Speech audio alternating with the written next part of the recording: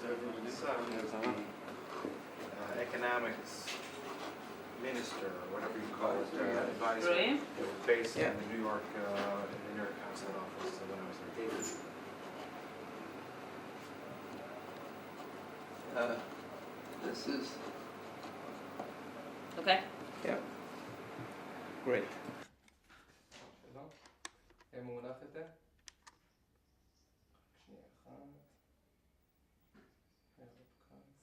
Okay.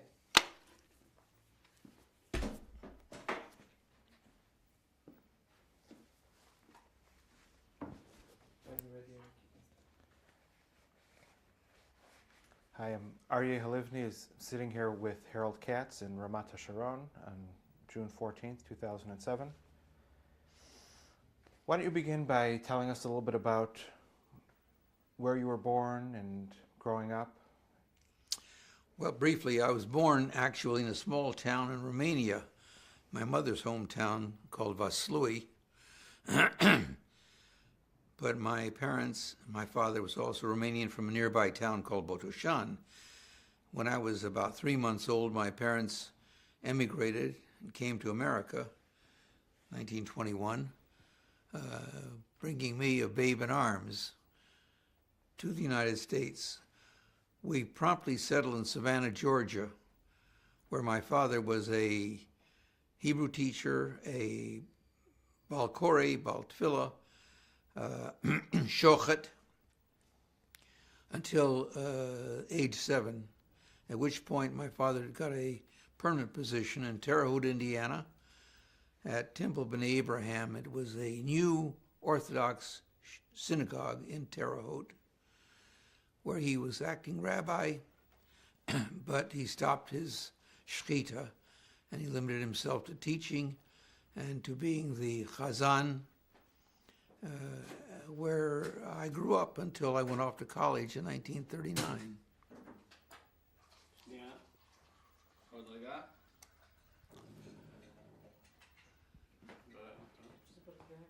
So you would say that all my formative years were in Terre Haute, Indiana.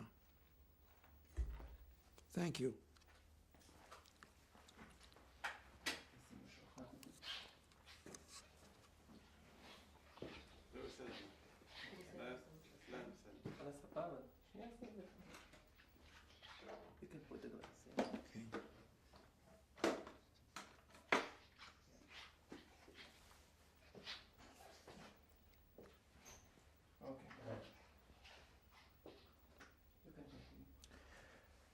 Can you tell me a little bit about your parents, about what their backgrounds were, what they were like, and the names? Yes, my mother's name was Malvina, and my father was Eliyahu. They came, of course, from the usual Eastern European religious homes, small merchants. My father, however, was sent off to the yeshiva in Bohush to study as a young boy. And by the time he had married and left, he had already become an instructor, a teacher at the Bohush yeshiva. And he was destined, of course, to be a religious servant to the community. My mother, for her part, was an expert seamstress in Romania, and she, as I understand the story, she did tailor-made dresses for all of the Romanian nobility and rich people in the area. She was very much in demand, and she, all her life, made her clothes and my sister's clothes, and they were always beautiful and outstanding. And she was a talented lady. She had learned French all by herself in Romania. I recall that as in my years while growing up, my mother had in her possession a Bible in French, which she enjoyed reading. So, and this was self-education.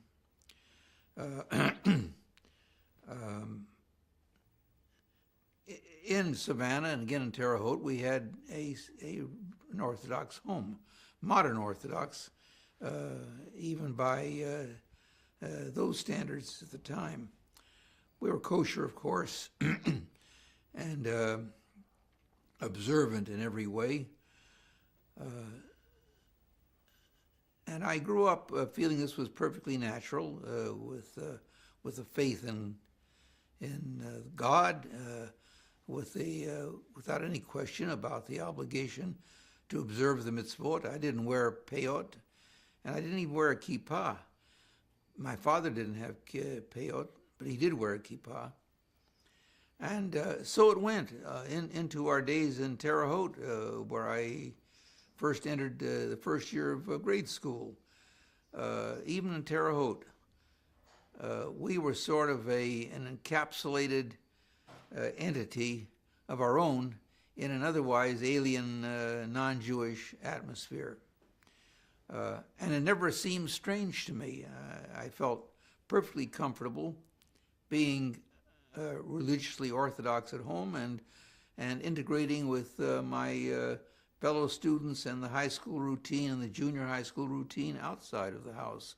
And I had a bicycle where I ran around with my friends, among them non-Jewish boys, good friends, but we never interacted socially. I didn't, all my growing up, all my years of growing up, I do not recall that I ever entered a non-Jewish home at all, much less for a social event.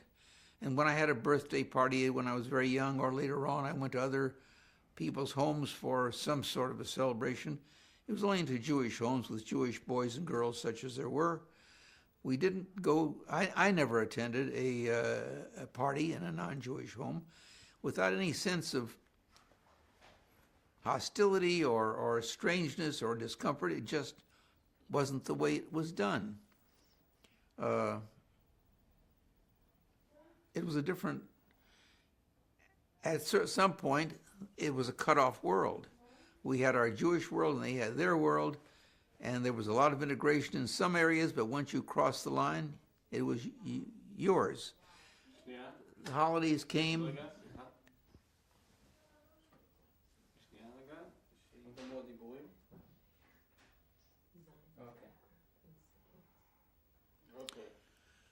When the holidays came, I didn't go to school. In Terre Haute, we had Hebrew school every day after the regular grade school was finished. From 4 o'clock till about 6 every day except Friday. We had Saturday morning services at the temple for the young people. We had a Sunday school where my father was also one of the teachers. Learned Jewish history. We learned Hebrew. We had a Jewish society within this Hoosier, Indiana, non-Jewish ocean. Do you have siblings?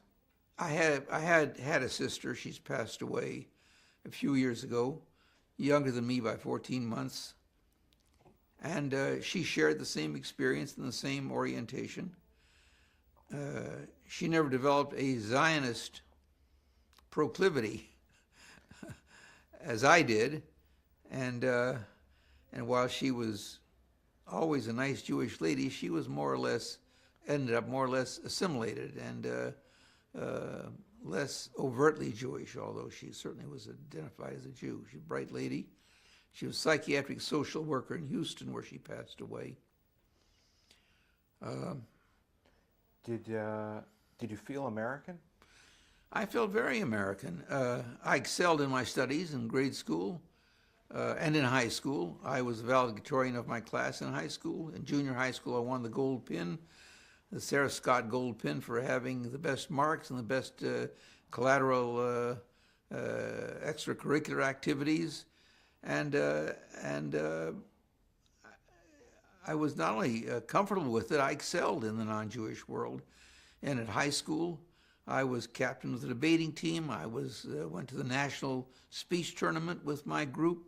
And we were fully integrated and identified in all these activities, which had nothing to do with our particular identity as Jews or non-Jews.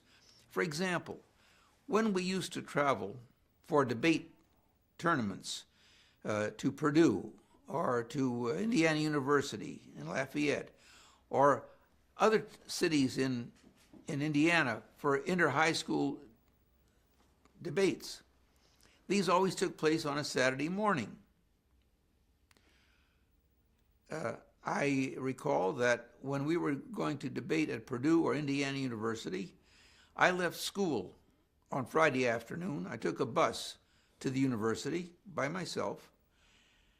I stayed overnight in one of the Jewish fraternity houses where there were boys from Terra Haute who hosted me. I had a bed to sleep in, and the next day I walked to the debate without taking handwritten notes.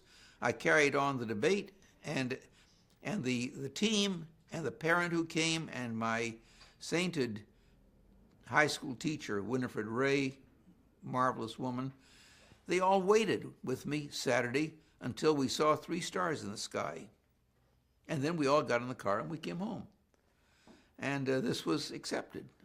That was my way of life, and it was not considered strange by them, and it was not considered strange by me. That's the way it was. That was my particularity.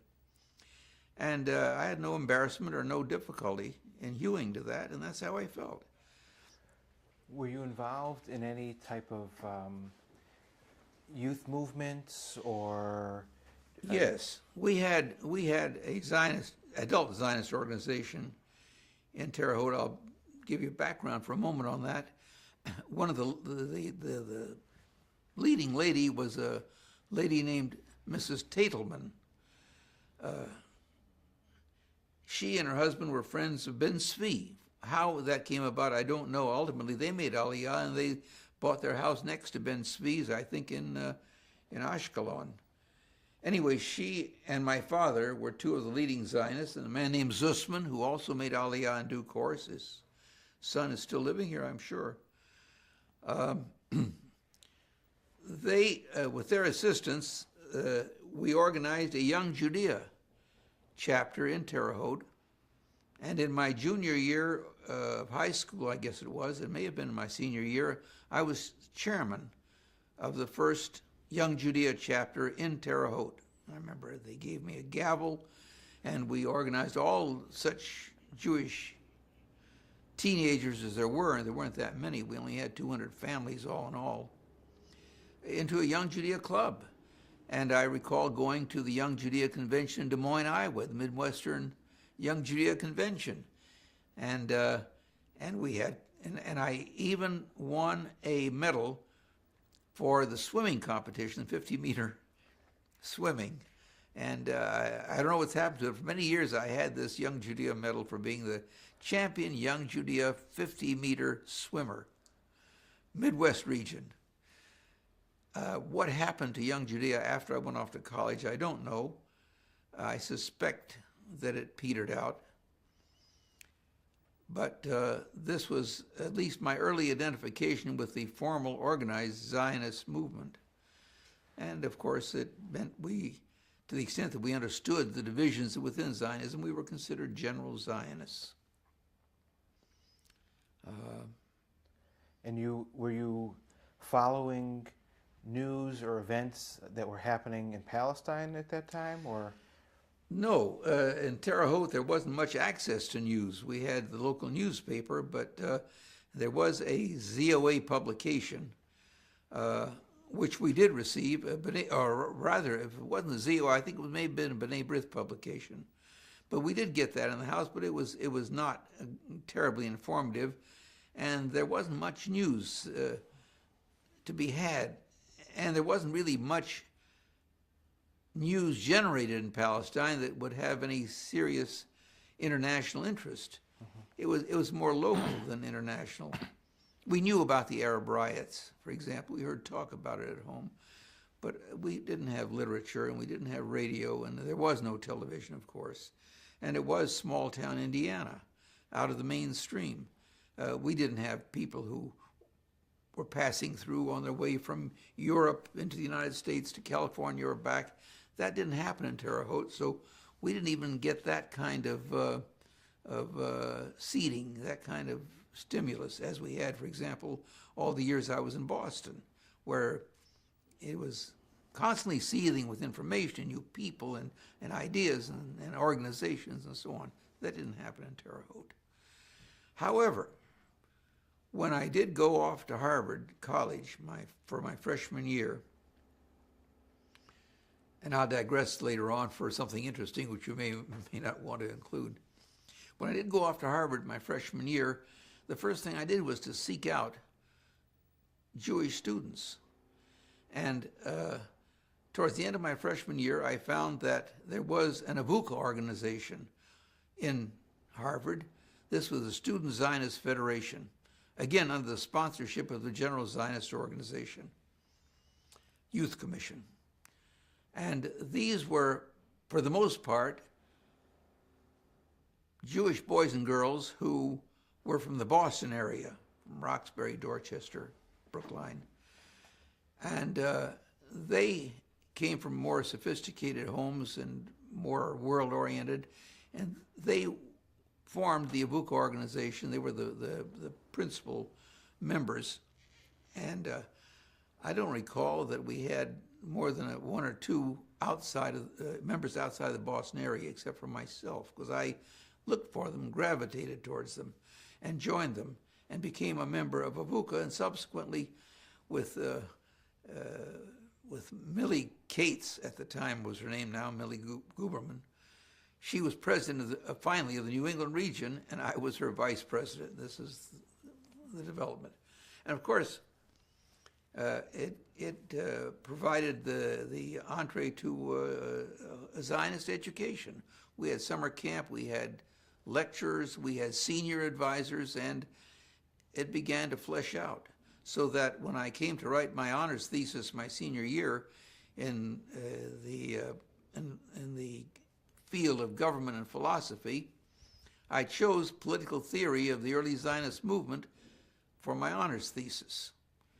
And for that, of course, I read the basics, Herzl and Borochov and Acharaam and others, and related it to the nationalist movements that took place between the two wars and the Risorgimento in Italy and so on. And that was my honors thesis, oriented towards the Zionist thinking. It was not a very good document. I've read it in subsequent years. It was not particularly good. I did get my honors, but much better stuff. It was written by more talented people than myself. But that was my interest. That's the story of me. Can you tell me for a minute about getting into Harvard College and applying, and as somebody from Indiana and... Yes, that was the digression I referred to a moment ago. I was going to tell you.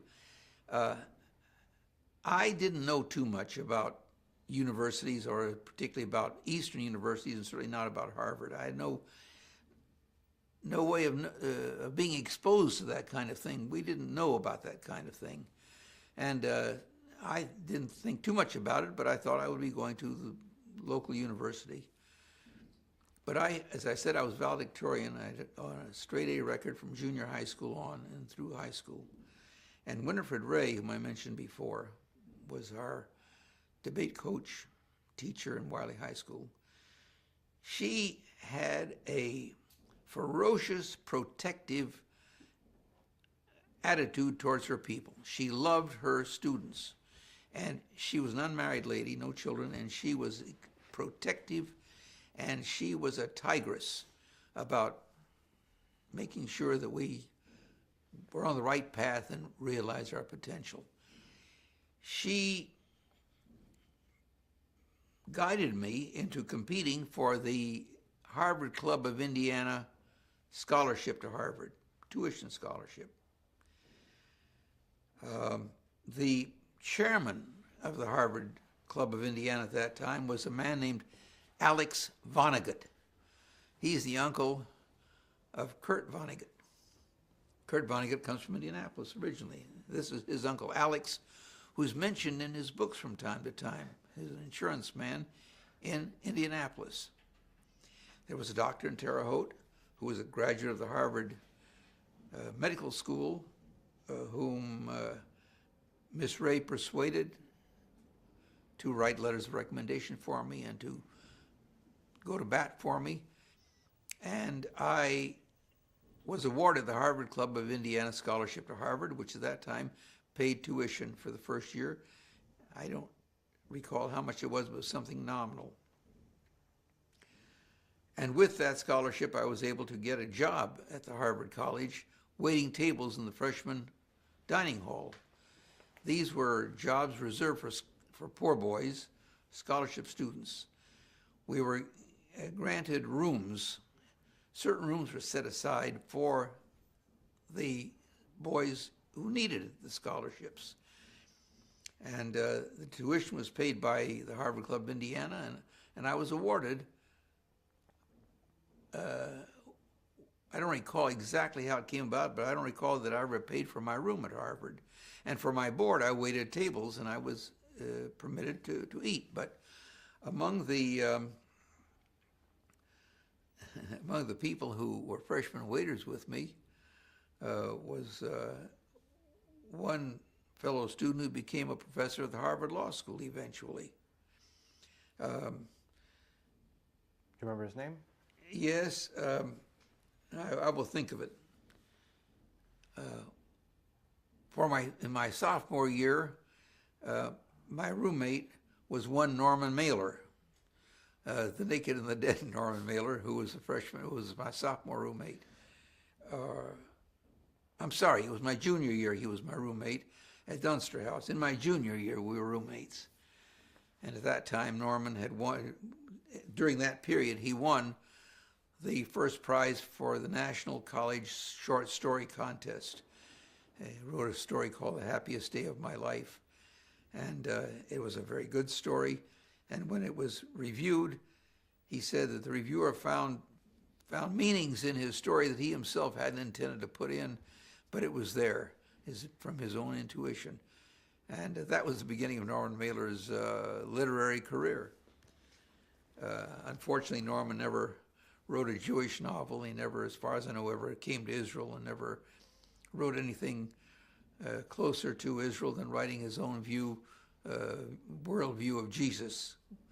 But beyond that, he didn't really move in my direction. Interesting fellow all the same. What did your parents, as immigrants to the United States, think about their son going off to Harvard? Well, my father, in the earlier days, when I was in junior high school, always talked about sending me to the yeshiva in Chicago to study in the yeshiva. That was a natural thing for him to think. But the avalanche of Americanism that engulfed all of us, and the tremendous amount of identification that I had, maybe possibly out of my success as a student, persuaded him and my mother that there was much more to living and much more to me than being another yeshiva bocher in Chicago. I don't know what their thinking was, but I'm sure it was a difficult decision. And I'm sure that Winifred Ray had something to do with their views of what should happen to me. And I'm not at all, I hadn't any firm convictions either way. I wasn't particularly, as I recall, interested in going to yeshiva, but I would have gone and had it worked out that way. I didn't have any particular predilection, but I certainly felt secure and powerful in the non-Jewish world. And I have to say this to my parents' eternal credit, that they were prepared to accept the fact that I would not be going in a strictly Orthodox path, but I would be going off to the alien atmosphere of, in Boston, they're gone, I'm not near them, the parental influence was no longer there, and they had to trust me to be the right kind of person on my own at that point. And they did, and they allowed me to go. And at that point, it also was extremely difficult because I had been committed to kashrut all my life, and here I am at the university, and there was no kosher food available, and I apparently didn't have the calling or the inclination to live on vegetables, and I began to eat non-kosher in the dining room. Now, I never ate anything that couldn't have been kosher. I never ate pork or ham or shellfish. But I did eat meat, and in later years I stopped. When it became possible and I got older and considered it even more and more, I returned to kashrut and to participation in the synagogue and to orthodoxy, which I am today. So it was a long hiatus between my going off to college and my return to orthodoxy. But during that time, even at Harvard, I never went to class, I never wrote, I never did anything on the high holidays. And even though for a long time I didn't even go to shul, there was a period when I really hadn't resolved all these things in my own mind. It was a long journey of self-awareness, self-seeking. But in due course, after I'd come here, I did return to observance and to orthodoxy because I thought it through.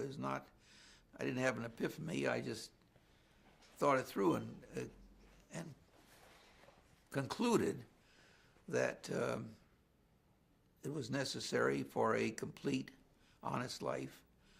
And I'm also persuaded that politically, I'm convinced that Eretz Yisrael, b'li Torah, hi keguf, b'li neshama.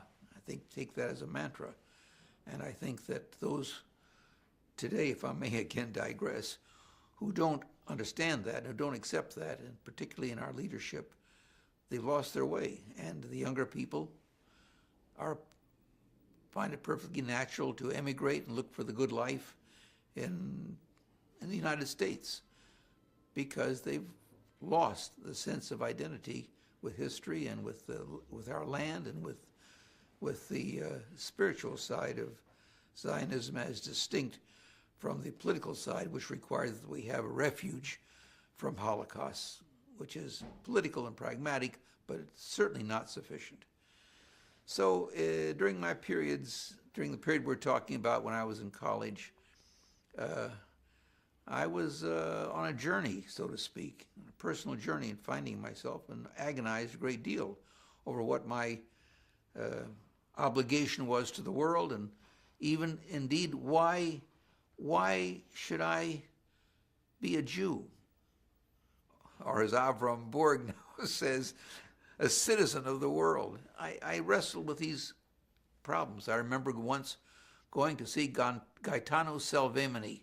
Salvemini was a great man. He was an Italian statesman ousted by Mussolini. I don't think he wasn't Jewish. He was teaching at Harvard. That's where he'd come when he fled Italy. And I took a course from him.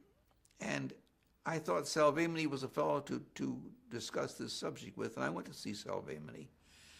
And I said, this is what troubles me. I am Jewish, and I don't quite know where it leads me, and why should I be Jewish and not something else? Why should I be committed to that? And he said to me, when people ask me, are you Italian? I don't say I'm just Italian. I say I'm a wop. He said, I am what I am. I am Italian. That's my identity. I don't say I'm of Italian extraction or Italian descent. In other words, I'm a wop. And it was important to hear that. I never had any doubt, really, about being a committed Jew. It just didn't know what the content was and what kind of baggage it carried. And of course, I was aware of anti-Semitism, although there wasn't a great deal of it in the United States overt, except for Father Coughlin on the radio and the few people selling the newspapers on the street corners. In our immediate society, there wasn't any Jew baiting. I didn't suffer any of that in high school. But I was aware of it, and I didn't like the notion that we had to walk around keeping our psychological guards up because people might say something adverse. I knew that in many people's minds, they didn't like Jews, but I didn't see it as an overt thing, but I was aware of it. And of course, I had learned of the pogroms in Europe and the anti-Semitism that my parents experienced in Romania. And so I felt that in that sense the world was against us. And I think that part of my motivation in becoming a Zionist, part of it was a sense of having a refuge where Jews could come if they wanted to and if they had to. A place where, as Rabbi Lau says about his brother, I don't know if you know what Rabbi Lau said. He said that when he as a little boy came out of the concentration camps with his older brother said to him, "You have to go to Palestine, because that is a country where they don't kill Jews." And I felt something very similar to that about being vulnerable to anti-Semitism. And as I learned more and more about Nazism, I was more and more convinced and dedicated to the notion that we had to be masters of our own fate in this area as well. Did you already feel this? You started Harvard in 1939. 1939. So, Kristallnacht. Yes, we started to learn about these things.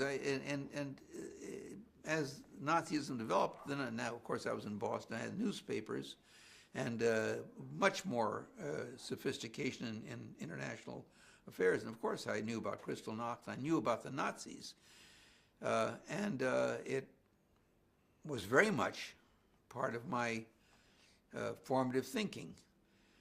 But I believe more than that, not merely the as I have just talked about, not merely the political ramifications and the security, but the spiritual journey. If we had to define ourselves, that we had to know who we are and what we are, where we had to know where we've been to know where we're going. I always put it in terms of that you require 2 points to get a direction. On one point, you spin like a top. You need 2 points. You need to know where you've been, and you need to know where you are to understand where you're going. And I think that's what self-identification is, seeking those 2 points and the line that it draws. And so I felt that certainly we had to be close to our history. We had to be close to our ethic, close to the Torah, which would be meaningless if you didn't believe in a divine being. If you didn't believe in the authority of a God, what reason would you have for respecting the ethical aspects of Judaism? And if you didn't believe in that, then then who are you? You're just another person if you don't have a relationship with the divine. At this point, you're in Harvard.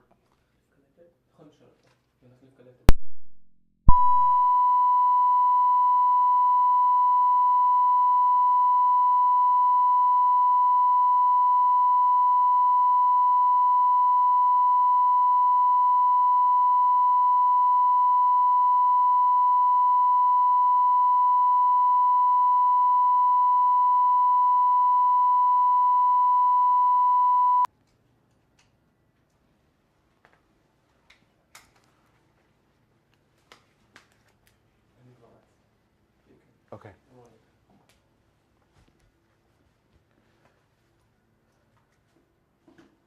Okay. Why don't you tell me about your time in Harvard College undergraduate and the activities that you were involved with related to Israel or Zionism?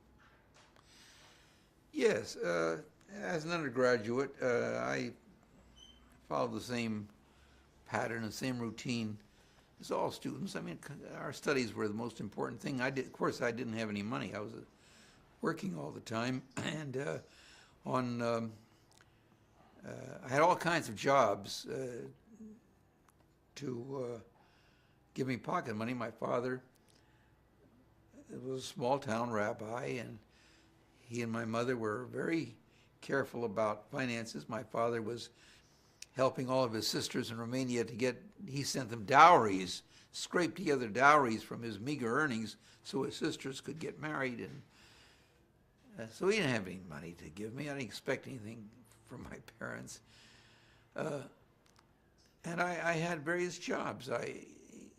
After my freshman year, when I was waiting tables, since I was a scholarship student and maintained my marks, I had a job in the Widener Library. I worked at the library during the week, a certain number of hours behind the delivery desk.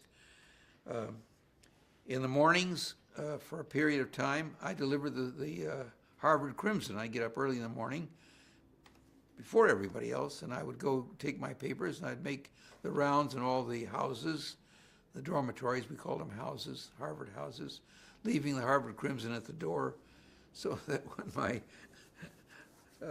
less needy classmates awoke to have breakfast, they had their Crimson waiting for them, which I did happily.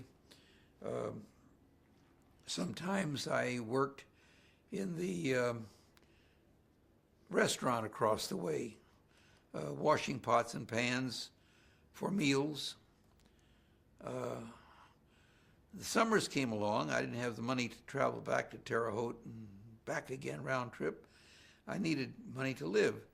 So I stayed at Harvard in a cheap room, and I worked at the library full time. During the school year, on Saturdays when everybody else was going off to the football game, which was of no real interest to me, with their girlfriends, I mean, there were a lot of partying and so on. I, again, worked at the Widener Library all day Saturday, first in the periodical room and then at night in the stacks, checking out books or guarding them so the people who were doing scholarly work came in. And I worked almost around the clock, but that was fine. A lot of it left me time for reading while I was waiting for things to happen. So I had various jobs to sustain me, and but I did other things. I mean, I was a wrestler. I didn't know anything about wrestling until I got to Harvard. They taught me, and I had some aptitude for it, and I was on the freshman wrestling team. About 100, what did I weigh, 128 pounds or 135 pounds, I can't recall. I think I wrestled at 128, if I'm not mistaken. I took off weight before each meet.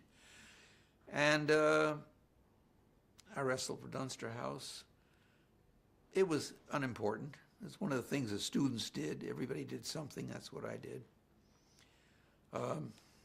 Were you following activities that were going on in Palestine at all? Were you?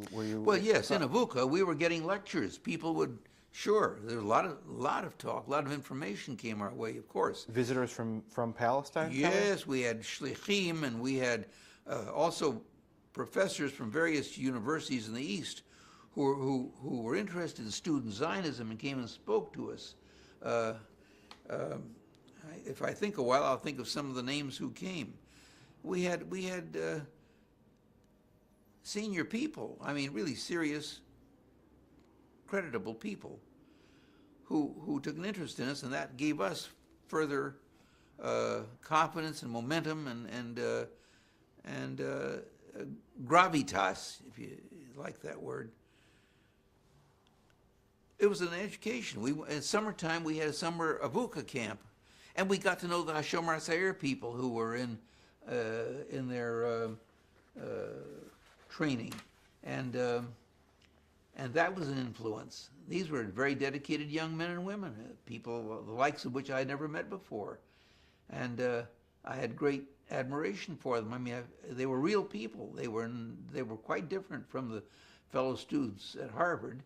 These were people who were living by some principle, some ideal, and were sacrificing material advantages for this purpose of being a chalutz in Israel. Very impressive. And it was real. It wasn't pretending. Did the war broke out? The United States joined. Yes, in my senior year, the war broke out. Shock to everybody, and everything was transformed. Suddenly, we were on a war footing at Harvard. We began to get all kinds of orientation and information lectures as to how to behave and what to expect. And I was anxious to get into the war. I was supposed to graduate in June of '43, but I didn't want to wait. I really was afraid the war would be over before I could get into it. I'll tell you the truth. That's how I felt. It would be over before I could get into it. So I accelerated. And in the summer of '42, I went to classes around the clock, through the summer. I took courses and accelerated so I could graduate early, and I did. I graduated in January of '43 rather than in June. I just didn't have time to wait. And I took my final exams in December, January, and without waiting for the results and without waiting for commencement, without any further ado, I packed my bags and I enlisted. I enlisted in the Navy. I had some difficulty because I wasn't quite tall enough. I was a few centimeters short of the required height, and the people at the, I've got a whole write-up on the thing, at the athletic center helped me stretch, change my posture a bit so that I could elevate my head the extra 2 centimeters. And I was told to go get measured early in the morning when I first got up and before I engaged in any activities. And people transported me down to be measured right after I got up. And I finally was admitted in the officers' candidate school to be a naval officer. So just as soon as I finished my exams, I packed my bags, and I had a short time to wait. And if I'm not mistaken, I don't recall where I went until I could get into the Navy. I don't think I went directly to New York. I think I might have gone down to my aunt's in Florida. I don't remember anymore, but it was a very short period and not memorable. But immediately I was at John J. Hall at Columbia as a midshipman. I was you started out the first month as an apprentice seaman, and you wore the typical Navy pants and button on the side and all that business. Apprentice seaman for a month, then you became a midshipman. And I studied there to become a naval officer and graduated with everybody else. And I remember that when we started, we were out on the parade ground, and a naval captain was speaking to us, and we were all standing there listening to him. He said to us, men, he said, in effect, prepare yourself. You're going to be involved here for the next 5 years. He said, so do your best, do your studies, prepare yourself to be good officers, because you got 5 years at least. I thought to myself, what is he talking about? I haven't got 5 years to give him. I've got things to do. I've got to go to school. I've got to get married. I've got to have a family. 5 years? To me, this was appalling. But there I was, and I didn't even believe that it was going to be 5 years, even though he said it. Well, of course, it was pretty good 3.5 years for my service. And anyway, I did graduate with my commission as an ensign.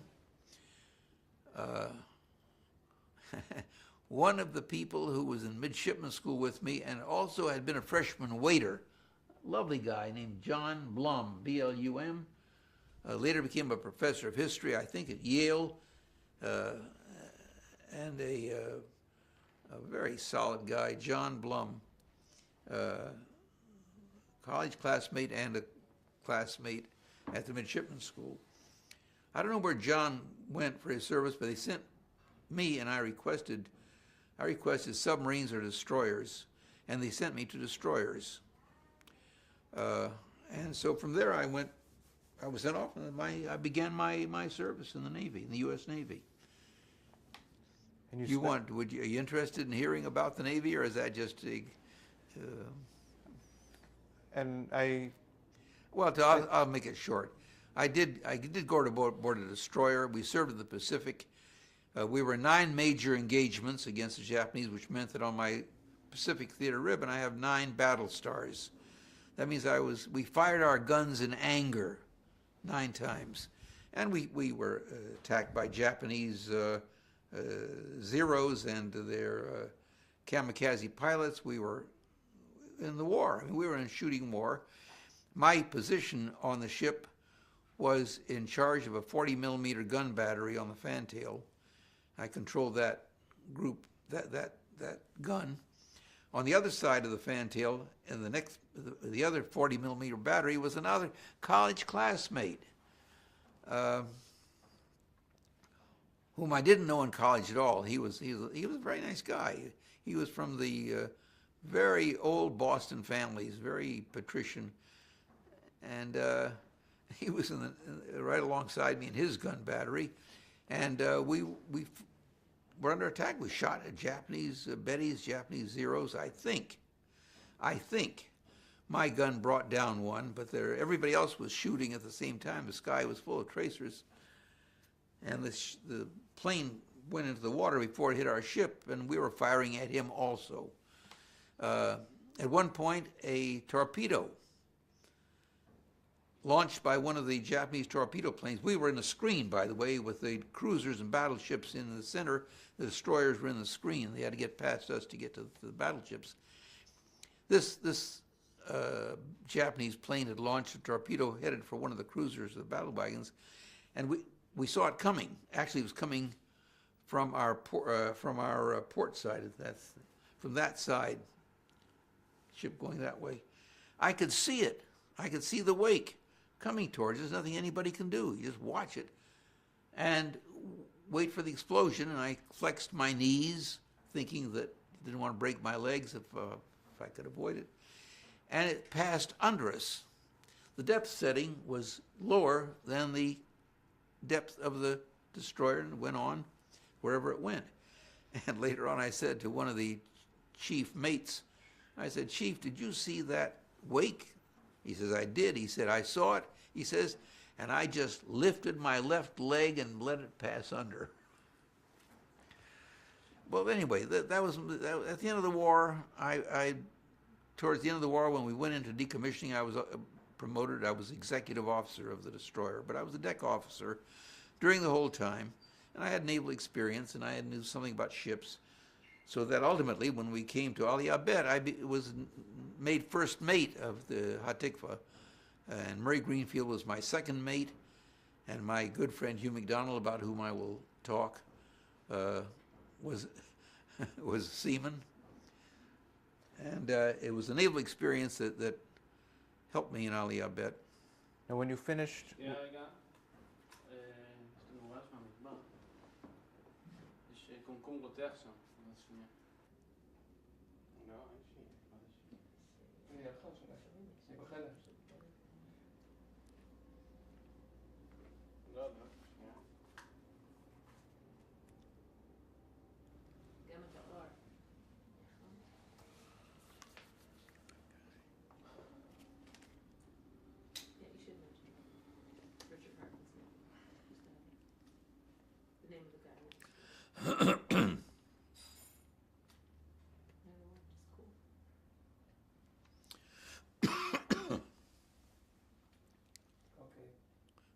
We ready to go?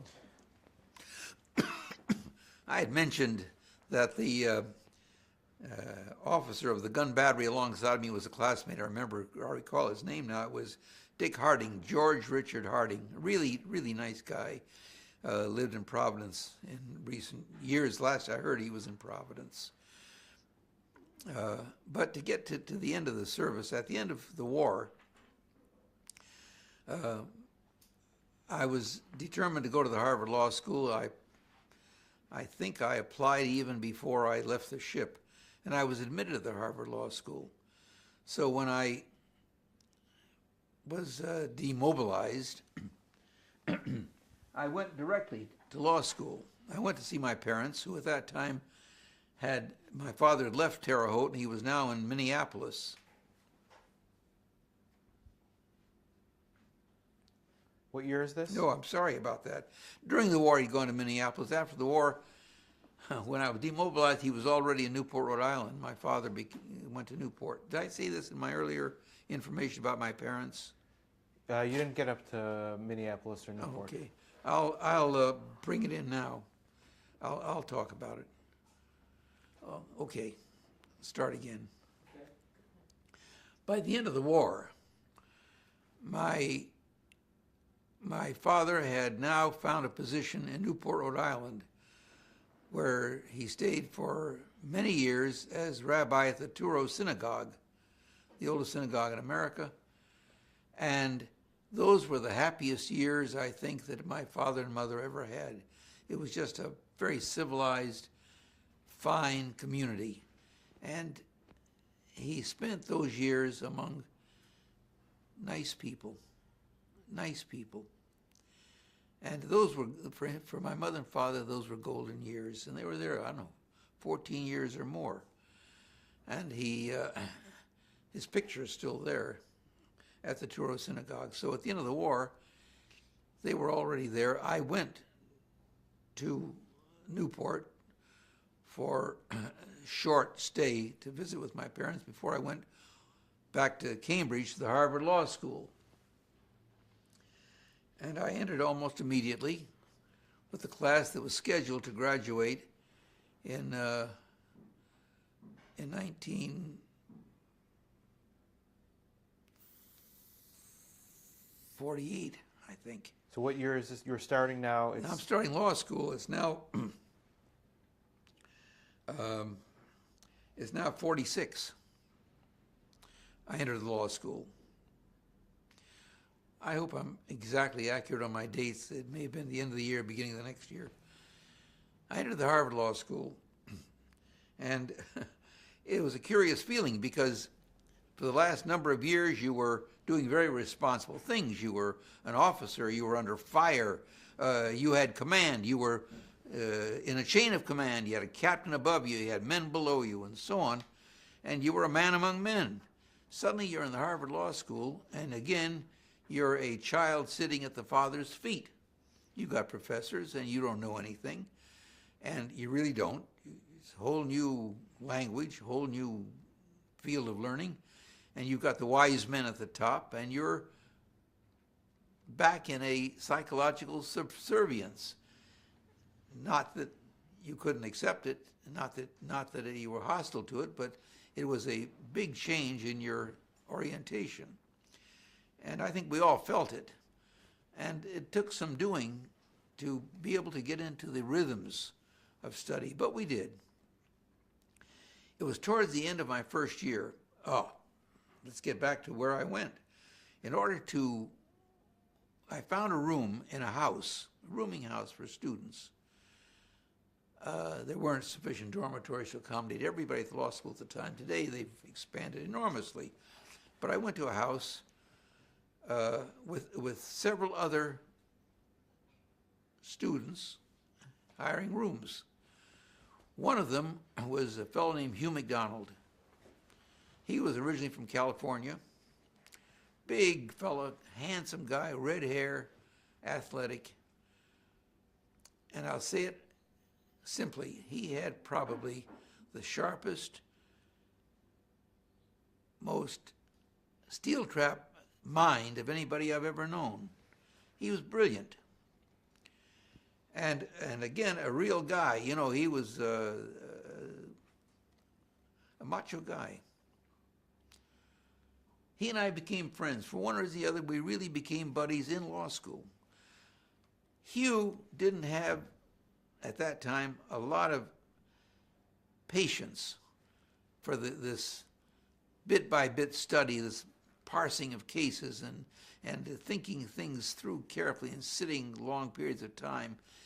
He had too much energy, too much feeling of doing things to accept the rigors of studying at law. And he was absent a lot of the time from classes. He was off on weekends with some girl he'd met or something of that sort. And he soon lost the momentum, and he really didn't take law school first year very seriously. He never completed the first year. Subsequently, he went to the University of Chicago Law School later on and did complete some studies. Whether he ever got a law degree, I don't think so, but he did complete some studies at the University of Chicago Law School. But he and I, as I say, were buddies, and about this time, we began to learn about the concentration camps, what really went on, and about the Jews trying to get out of Europe to get into Palestine and what the British were doing. Now, up to this point, having been in the war, and you did not... Didn't know a whole lot of what was going on. We didn't know any of the details. We just, well, we did know something. For example, when I was just finishing my course of study at Columbia, and I was ready to go to my ship. This was in February. I can give you the exact date. There was an article that appeared in the Time magazine about well, you can cut for a minute and I'll get it and I'll talk to you with this in hand. Remember as best as you can. We can check the specifics afterwards, I think. It was an article about a man named Ziegelboim. Ziegelboim had been in the Warsaw Ghetto. Wife and children were still there, and they smuggled him out so he could come to the West to tell the Jews of the world, of America and Britain, what was going on inside the Warsaw Ghetto and of the killings, which the Germans took great pains to hide. He came to meet with the leaders, the Jewish leaders. He quickly became discouraged and despondent by their lack of attention and seriousness, and he went back to his room and committed suicide. That was Ziegelboim. That had a profound impact upon me. I cut the article out of the Time magazine right there in the room where it was lying on a table, and I kept it. And after the war, I framed it. And I always had it on my wall. And I still got it on my wall in my office. I'll get it for you. This article about Ziegelboim. And so I knew about Ziegelboim, but all of the details and the enormity of it hadn't yet come home. But when we got back and we were going to law school, then everything was known. And I remember I was obsessed with learning more and really beginning to understand.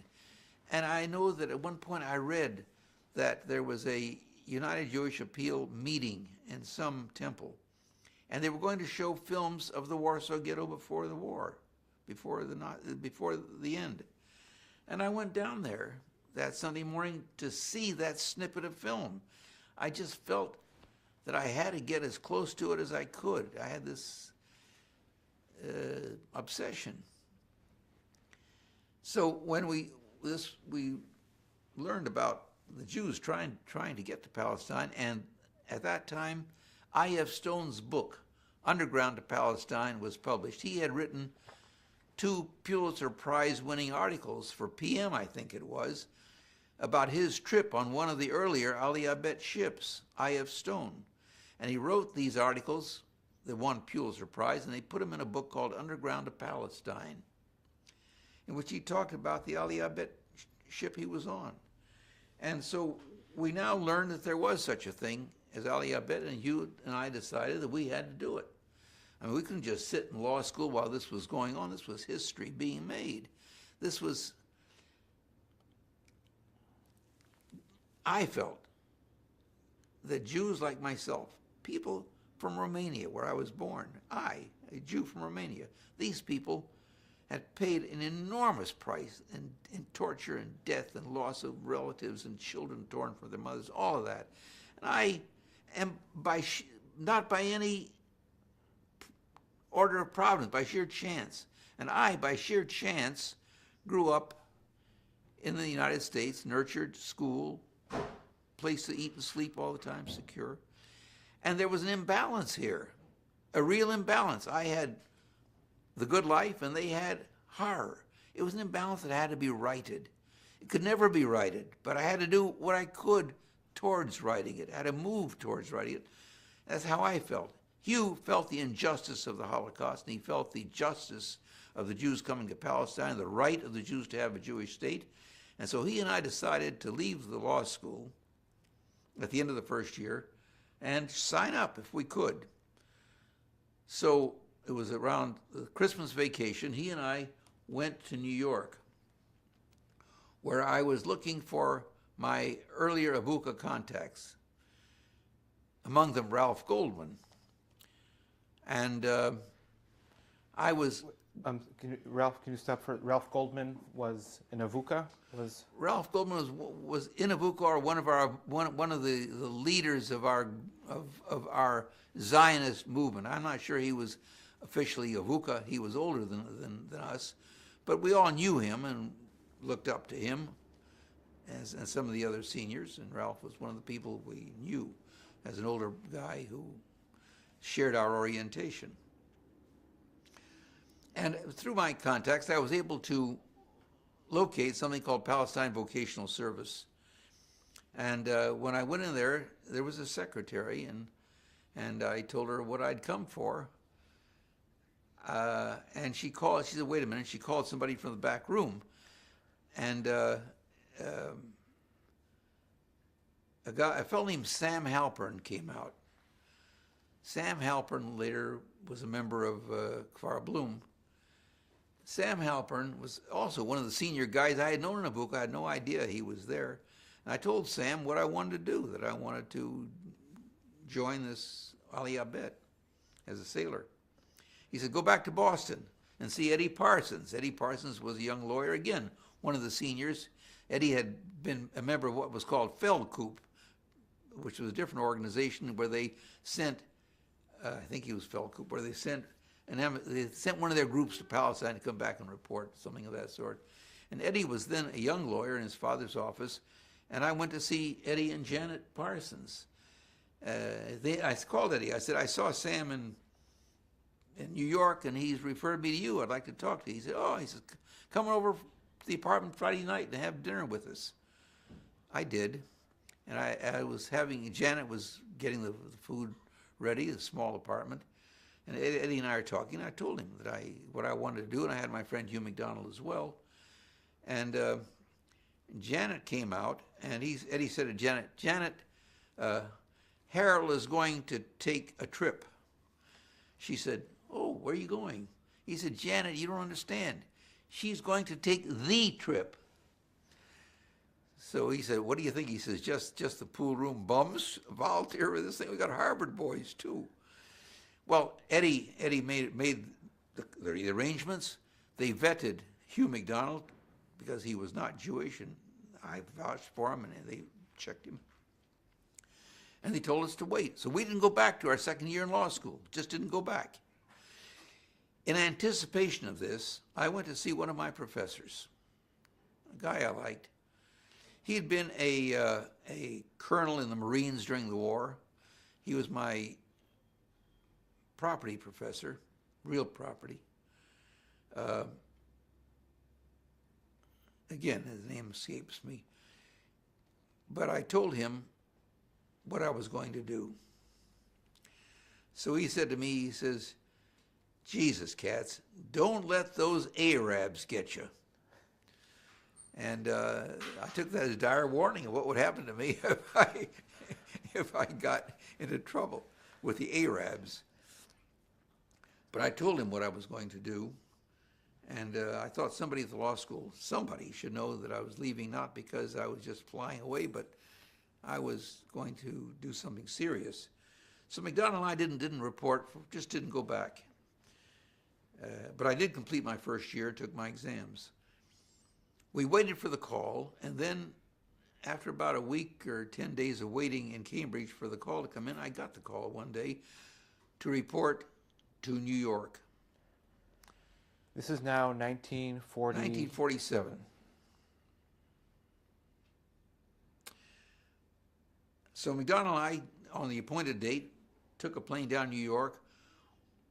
We were then met by somebody who put us together with another group of boys who were then in the airport. Apparently it was coordinated to have us all there at one time. Among them was Murray Greenfield.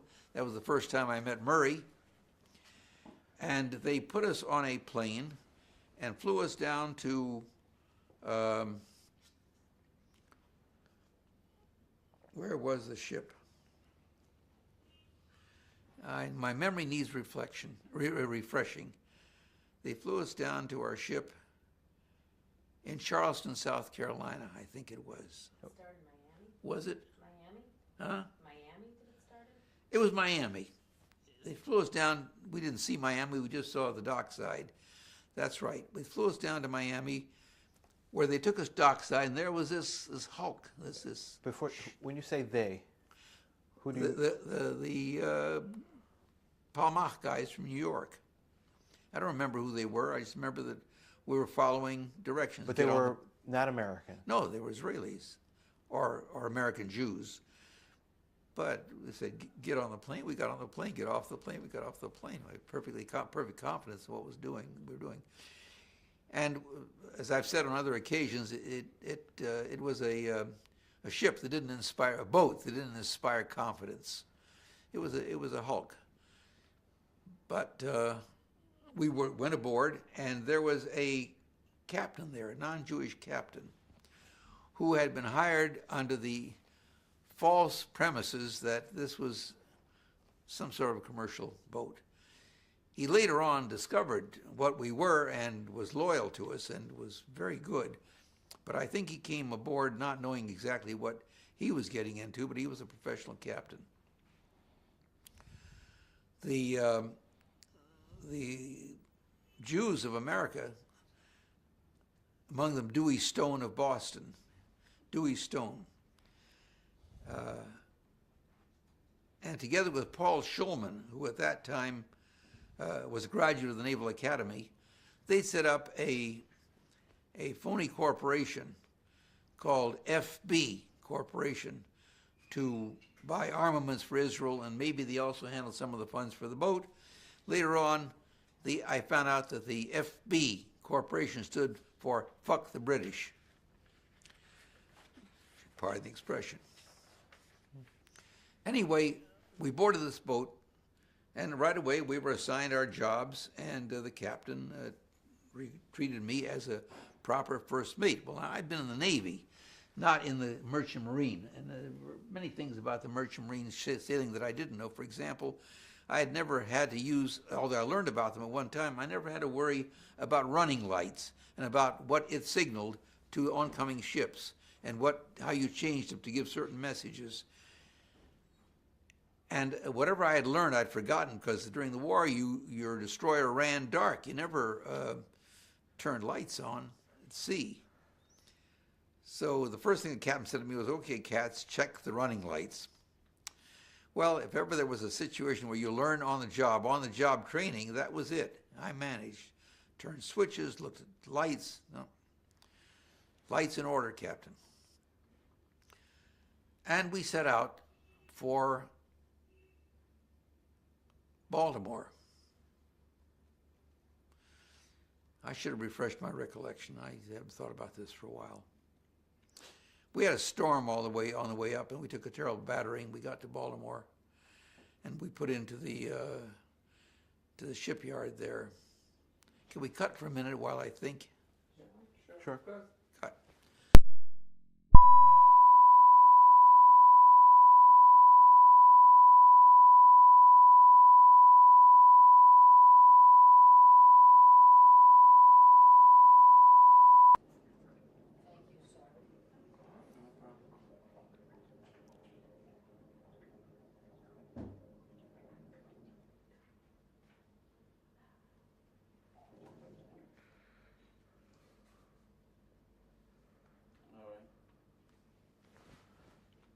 Ready?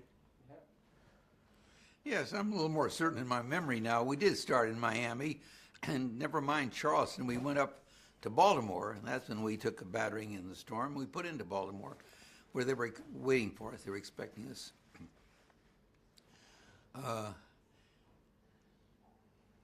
In Baltimore,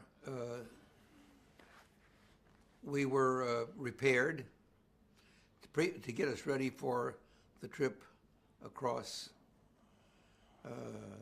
the ocean.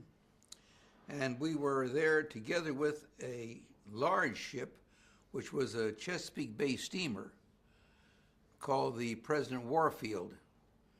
I think the name Warfield is well known as the bride of the Prince of Wales, who gave up his claim to the throne for Wallace Warfield Simpson. It was that family.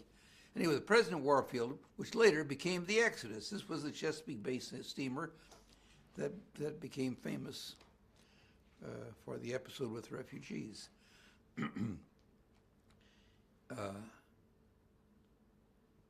from Baltimore, nothing eventful happened there. We sailed to Europe.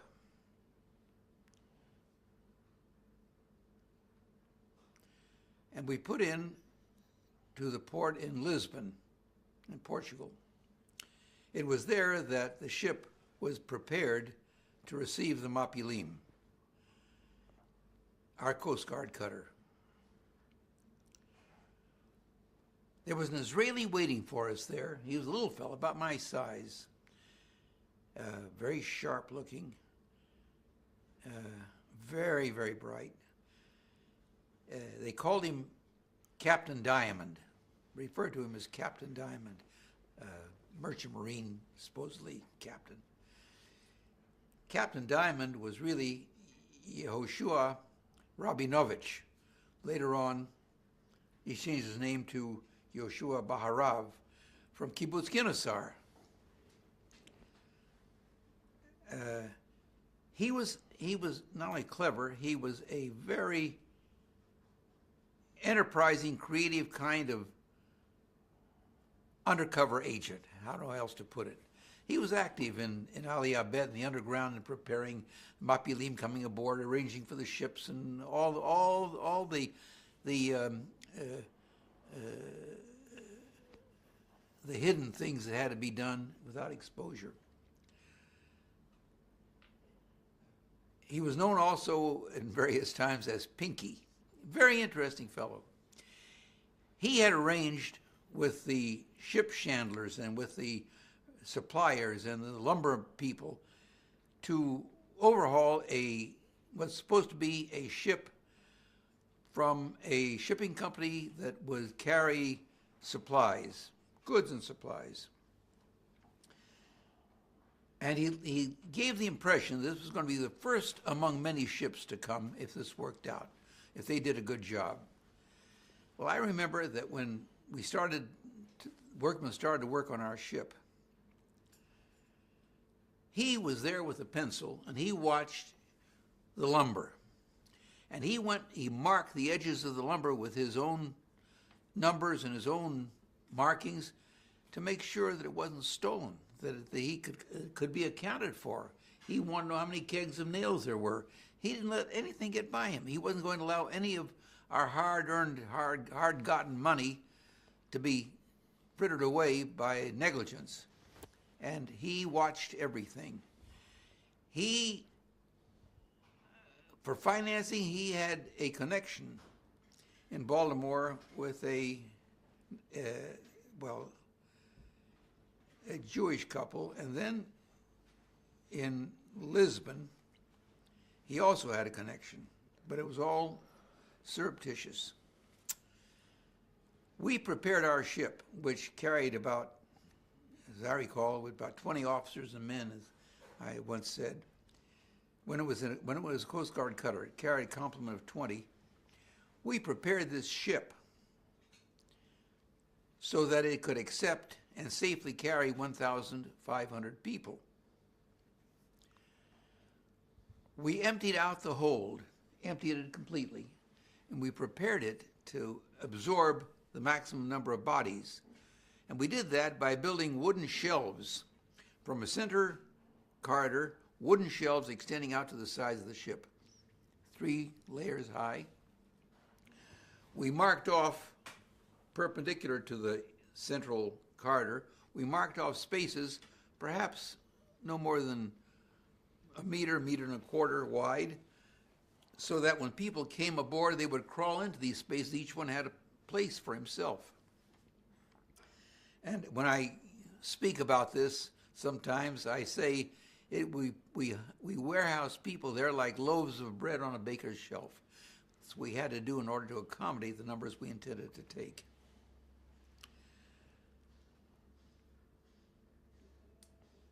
While we were in Lisbon, it was Passover time, Pesach.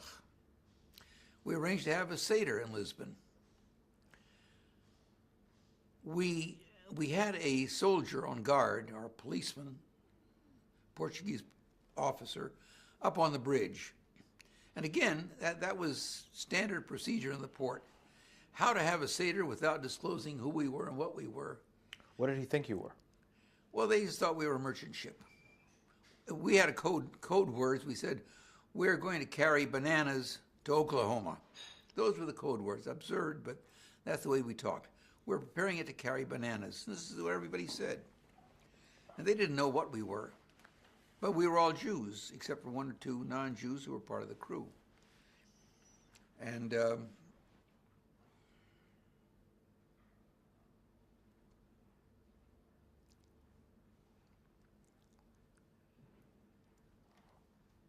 we hung sheets in the hold, covering the metal walls so that we had a sense of a room. And a couple of boys aboard who were acting as cooks prepared food for us, and Pinky was able to get Pesachdik food from Lisbon to bring it aboard from the Jewish community. He had a young couple from Lisbon who were also bankers with whom he had a working relationship, and they knew what we were. They knew. He had them come aboard for the Pesach with us. And we had a Pesach service in the hold of the ship. We told the soldier, we gave him a bottle of wine. We told him that it was the captain's birthday party. So if he heard singing, he would know we were having a merry celebration. That was his information. And it was a memorable, of course, Pesach, Seder. And Pinky sang for us some of the Israeli songs that they sometimes sang, maybe at a Seder on the kibbutz, maybe not. But it had a very strong Israeli orientation under his influence.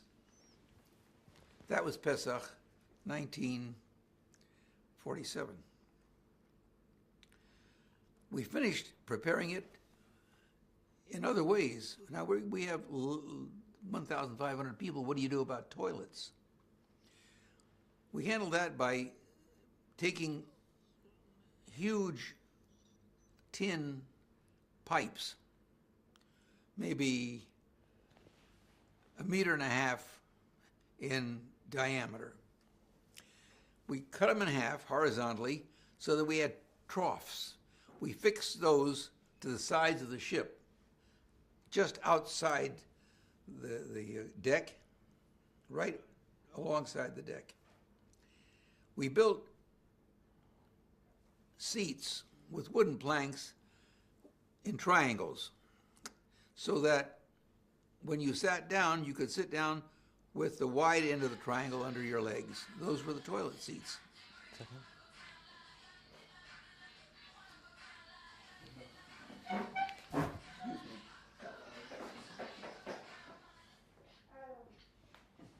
Take the phone out of here.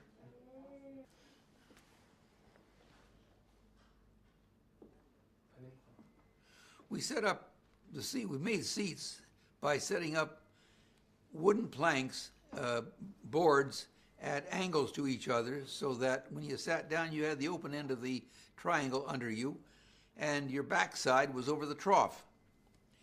And then we set hoses to run from one end of the trough to the other, so that it constantly washed the trough out over the side into the ocean. I personally supervised the building of those toilets, and then myself sanded the woods to avoid any unpleasant splinters. Made sure they were well sanded. I did it myself. Then we hung sackcloth in curtains, strung them alongside these toilets to give some privacy from the rest of the ship. And we had one side of the deck was for men and one was for women, and those were the toilet facilities for 1,500 people. And it worked. It worked.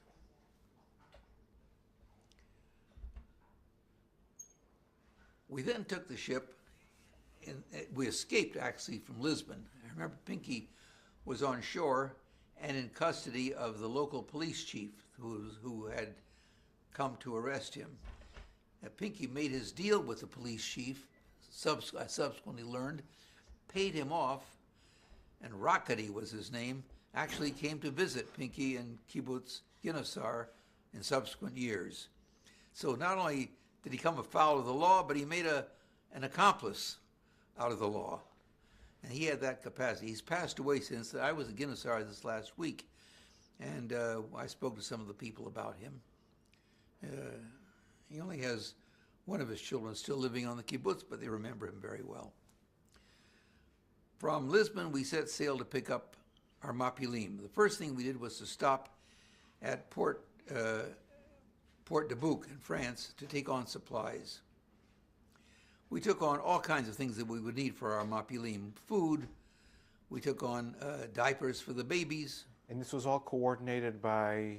By the Haganah, by the Palyam, by the Haganah.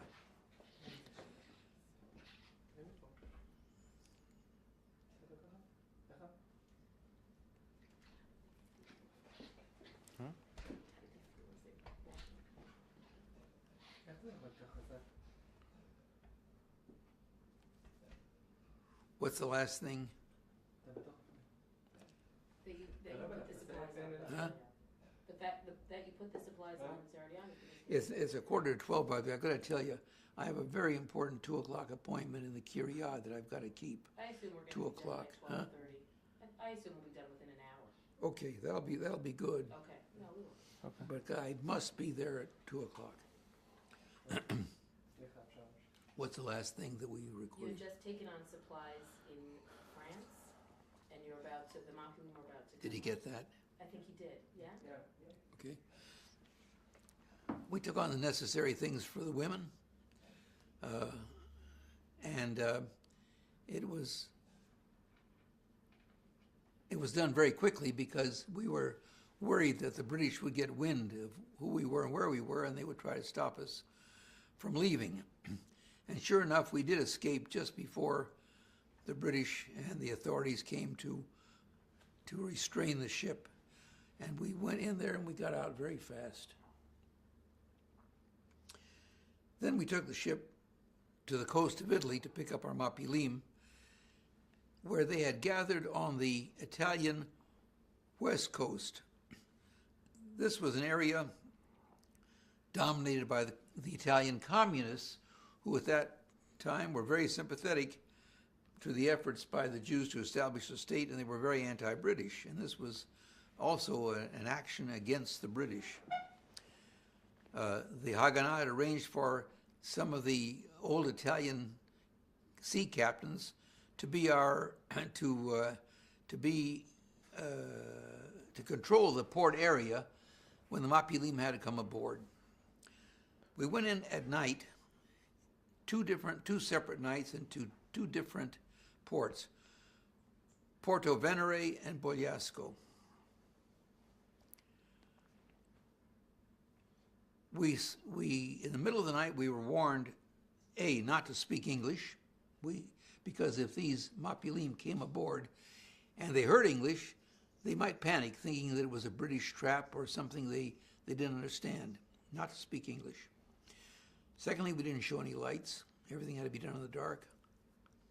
And we had to move fast. And then I remember the mapilim coming from the shore.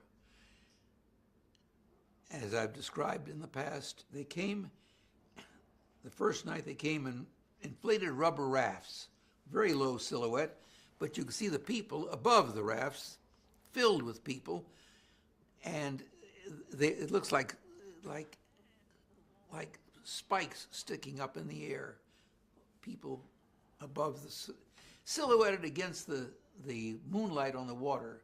It was something that you would not believe if you saw it in the movies. You would say it was contrived. They came to the side of the ship. We had the Jacob's ladder, rope ladders over the side. They had these people, men, women, children, different ages, were not only obliged to climb up this difficult ladder to get aboard the ship, but it had to be done in a hurry.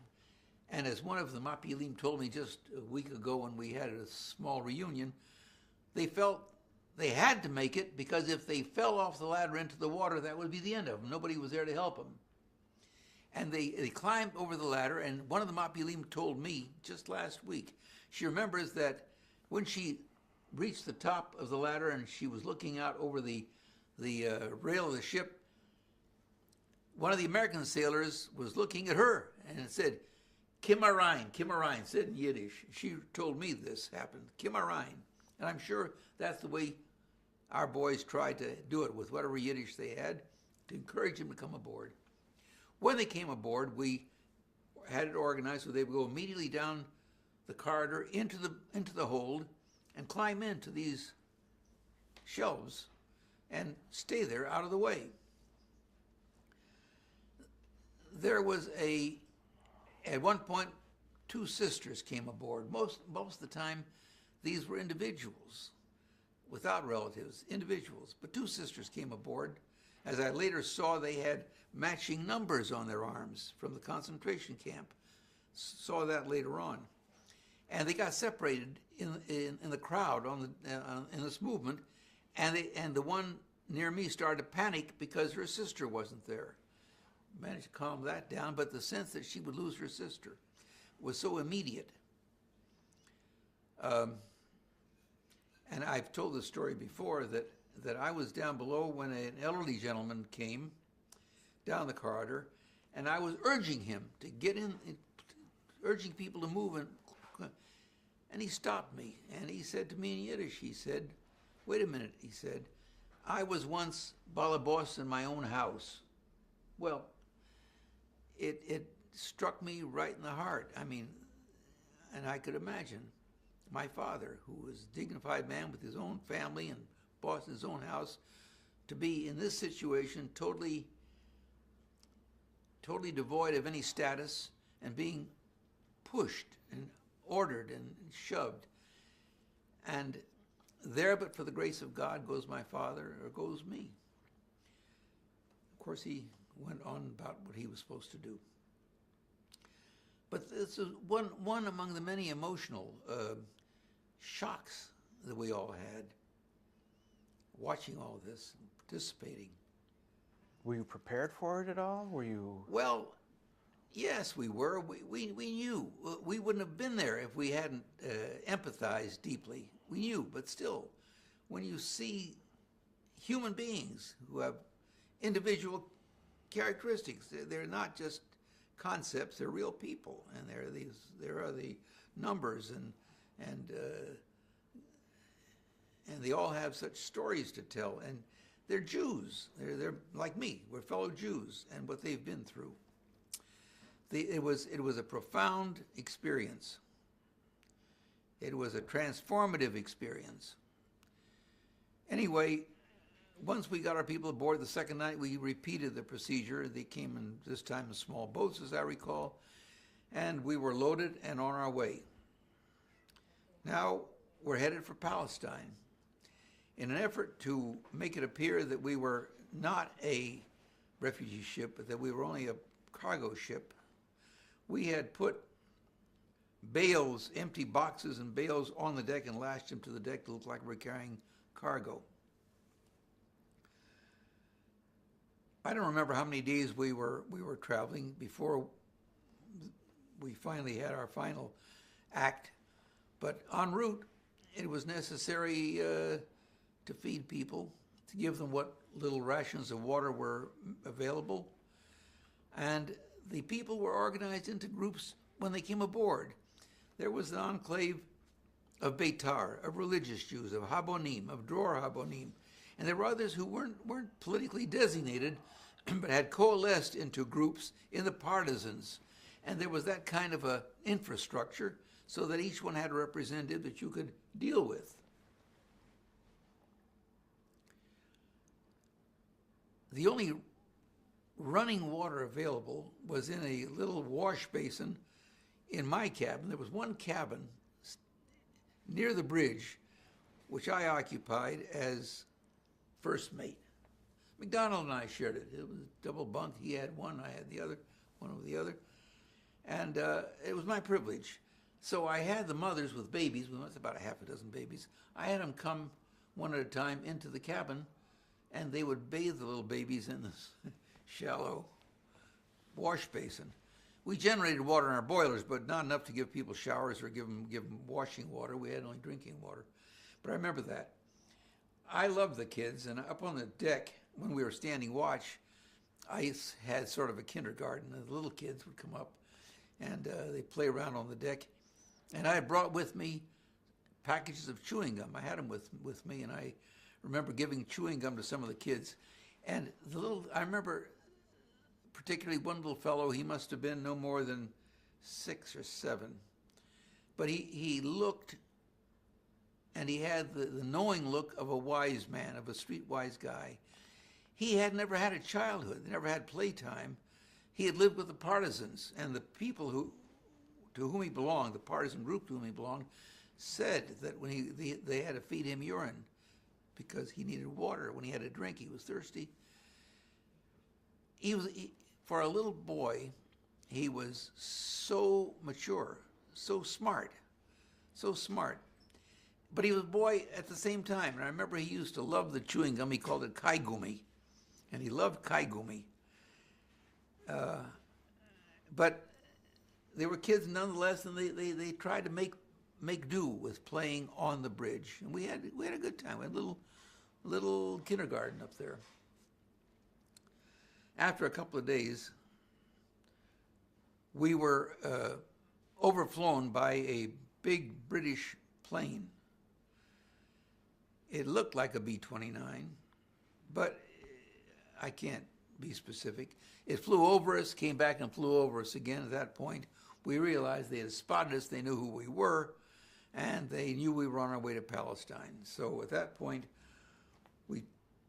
and all this time, the people were in their shelves down below, and we had people coming up in groups at a time to get fresh air on deck and to get some sunshine and the bathroom. But most of the time, people had to remain down below because you couldn't get those people on the small top side at any one time. When the ship was spotted, as I described, we threw overboard all that false cargo, and we prepared the ship for resistance. At that point, we could let more people come out on deck, and people did come out, start to fill the deck with people. We no longer could hide. And we have photographs showing people on deck, and some were seasick, some were faint, some felt good, some were fraternizing.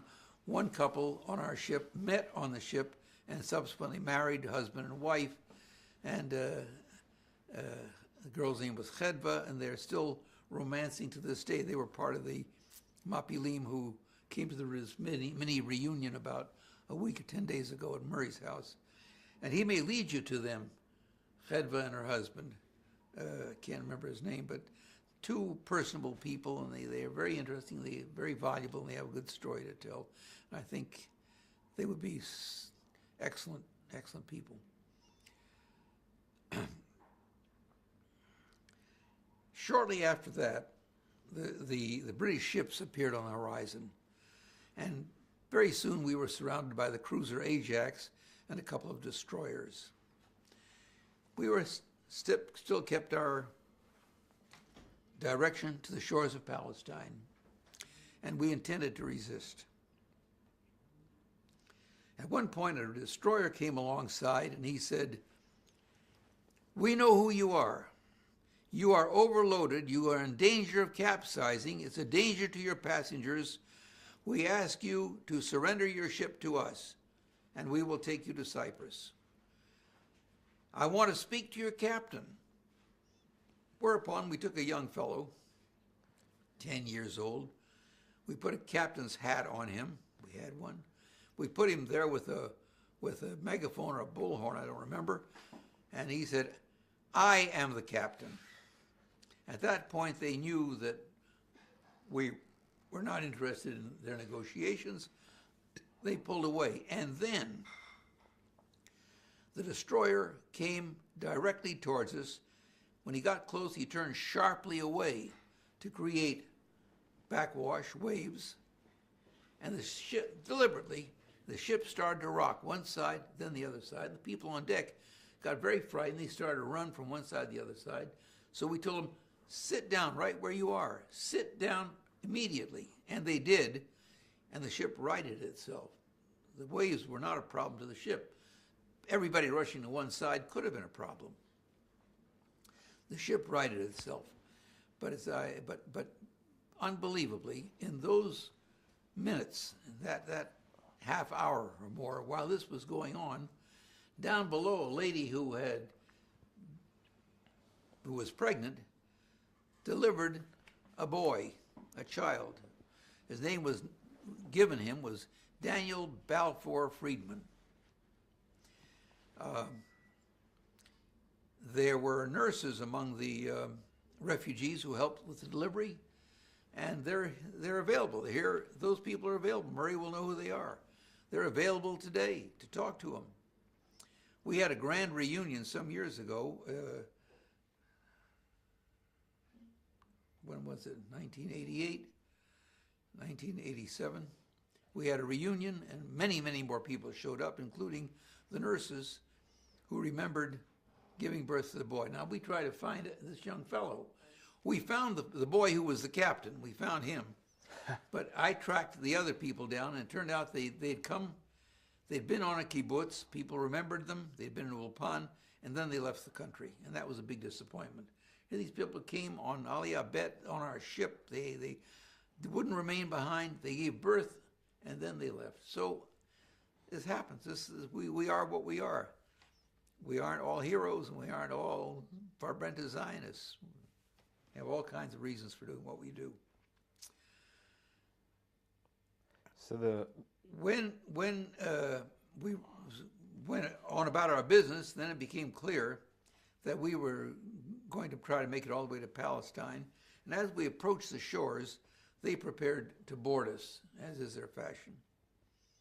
We took all the axes and all of the implements that could really provoke killing, and we threw them overboard. We didn't want anybody getting involved with knives or guns or axes with these British Marines. But we did hook up our fire hoses, and our purpose was to use the hoses to ward them off before they could board. I had an asbestos glove, and there were some others around, so that when a smoke bomb was thrown on deck, a tear gas bomb, I could pick it up, or other people with gloves could pick it up and throw it overboard. We had planned to disconnect the wheelhouse and run the ship straight ahead from the controls down in the engine room. We had cans of goods that we were no longer going to eat, and the people took those as missiles and parceled them out to throw at the sailors. This is the only weapons we had, and only weapons we would allow to be used. So they did board us by pulling alongside the sailors, these Marines, with helmets, with shields, and with long clubs, with lead weights at the end, stood on their rail waiting to jump onto our ship. But before that happened, I've got to tell you, we had these davits that ran out alongside the ship for loading and unloading cargo. They'd been pulled up and tied in place when you're underway, so they wouldn't be hanging out over the side. But we had taken out the worm gear so that there was nothing to hold them upright except a rope. When the British started to make their run alongside, we cut the rope, and the 4 davits, 2 on each side, fell out. So the first destroyer that came alongside ran into these projections and broke them off, and also did damage to the destroyer. And I don't know what the damage did to people, but it caused them to veer away, and we went even farther. We didn't know how long we could keep going before we were boarded. Finally, they did board us, jumping aboard, and there was a hand-to-hand fighting. And they had Tommy guns, they had machine guns, which they didn't use, but sufficient. You point at somebody, and it's intimidating. And they rushed for the wheelhouse. They took control of the wheelhouse, and they didn't succeed in cutting the cables so that you still control the ship from the wheelhouse. The boiler room barricaded itself so they could keep the boilers going as if they were heading for sea. And finally, the British, either with tear gas or other ways, took control of the boiler room. There was a fight. There was hand-to-hand fighting. I didn't get involved in any fight. Somehow the fight didn't come to me, but McDonald had been fighting. and I could see him at the other end of the ship towards the stern. At this point, there were Tommies standing there, and he's a big guy, and he's the kind of guy who would attract the attention as a fighter. And there was a Tommy standing there with a machine gun. And McDonald said that the fight stopped when he pointed the gun at his belly. McDonald and I had a kind of a joke. There was a rule in early British law, land law, called the rule in Shelley's case. I don't know if they still teach it in law school or not. It was part of our training in real property. And the rule in Shelley's case was kind of a complicated thing, and it was difficult to understand. And so it became kind of a joke between them. Said, "Hey, McDonald, what's the rule in Shelley's case?"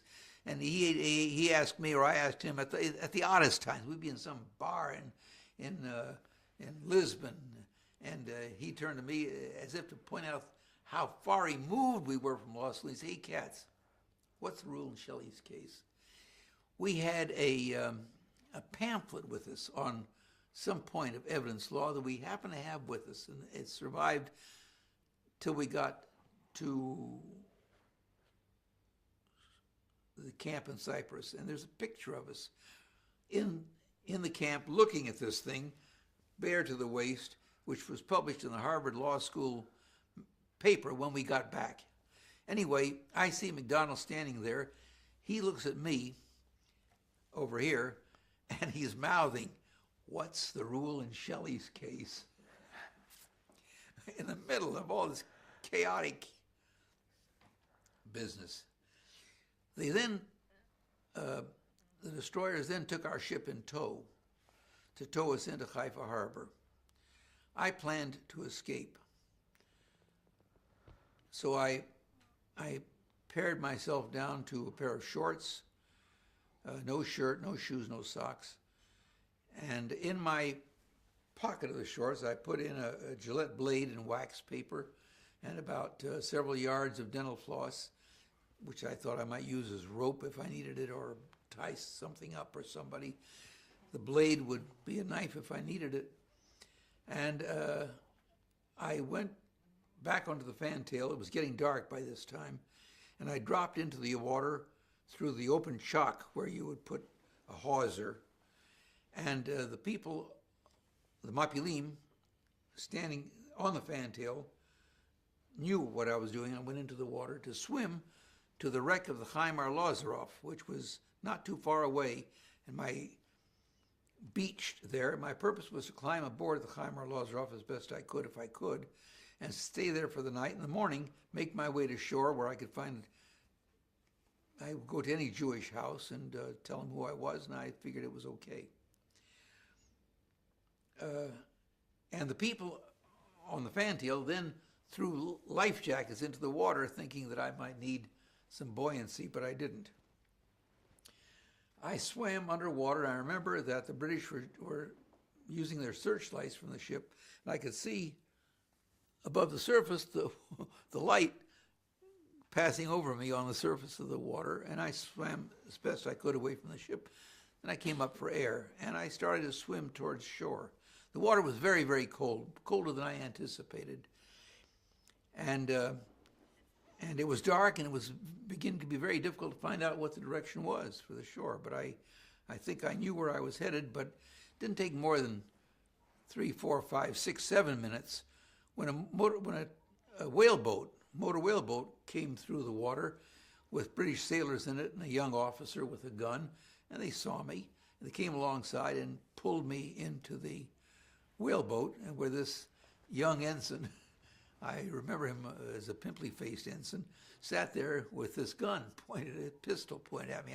I'm wet, bedraggled, and naked, and sailors in the boat, and he's got a pistol pointed at me because he thought it was necessary. They took me ashore, and I'm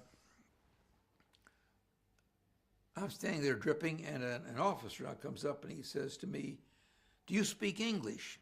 I wouldn't answer him. I wouldn't admit that I spoke English. I wouldn't admit who I was. I just looked at him. So he says to the soldiers, "Take him away." So a couple of soldiers, big guys on either side of me, motioned me to walk. I walked with them. And behind my back, this clever officer thought he would trick me. He said, "Look out where you're walking," or something of that sort. And I didn't flinch. I didn't react at all. Just proceeded on my way. And then he said, "Don't beat him with the sticks." I figured, I'm in for it. But I was not to talk English, even if they beat me. But they didn't beat me. They took me to a gangway. There was a ship waiting there, and they motioned me to go aboard, and then led me down to the hold of this particular ship.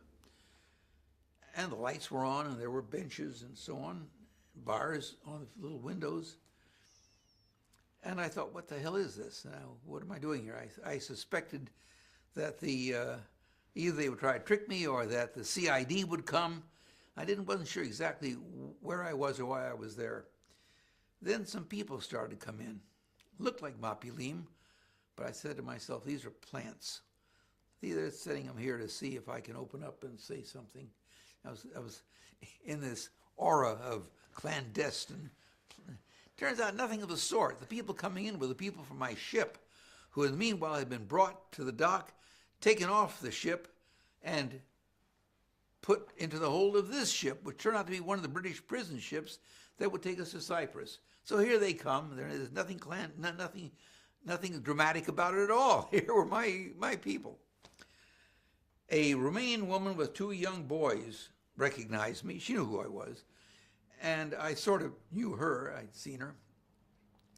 And she had with her some shorts and a shirt for the kids. And I figured that I should put on some clothes so as not to be identified as the guy who was in the water if possible. So I did put on a shirt and a pair of pants.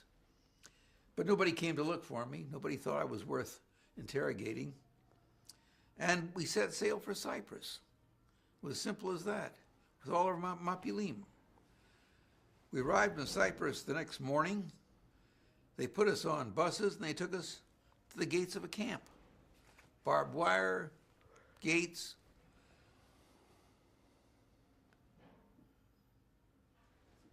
Was it? I'm not even sure if it wasn't late that night. Might have been late that night. Let's stop for a second. We're going to switch tapes. Yeah, I'll go to the bathroom meanwhile. Yeah.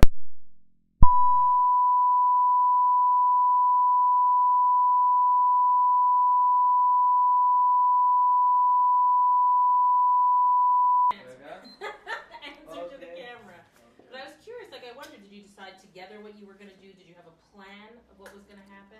Maybe I'll start with that, and then we'll continue with the ship to Cyprus. Let's get. Once I'm in Cyprus, you'll ask me.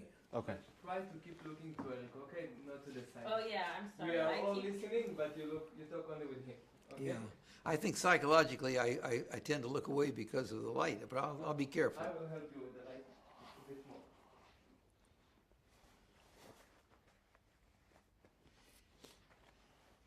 You don't want to put it over on the side and get it more of a. No, it's okay. You see the light? It's going to the. Yeah, this is better. Okay. Okay, I'm not certain whether it was late at night or in the very early hours of the morning when we arrived. And at the gate, as I was going through, there were benches set up with clerks behind them recording people as they came in. The first thing happened was that the clerk spoke Yiddish. And again, now it appears to me a little bit foolish, but under the atmosphere at that time, I wasn't even sure that I could trust that guy. And he said to me in Yiddish, he said, "Dacht mir bist ein Amerikaner." Ain't for the Amerikaner. And I wasn't going to admit it, and I said, "Azoi? Ja?" I said in Yiddish.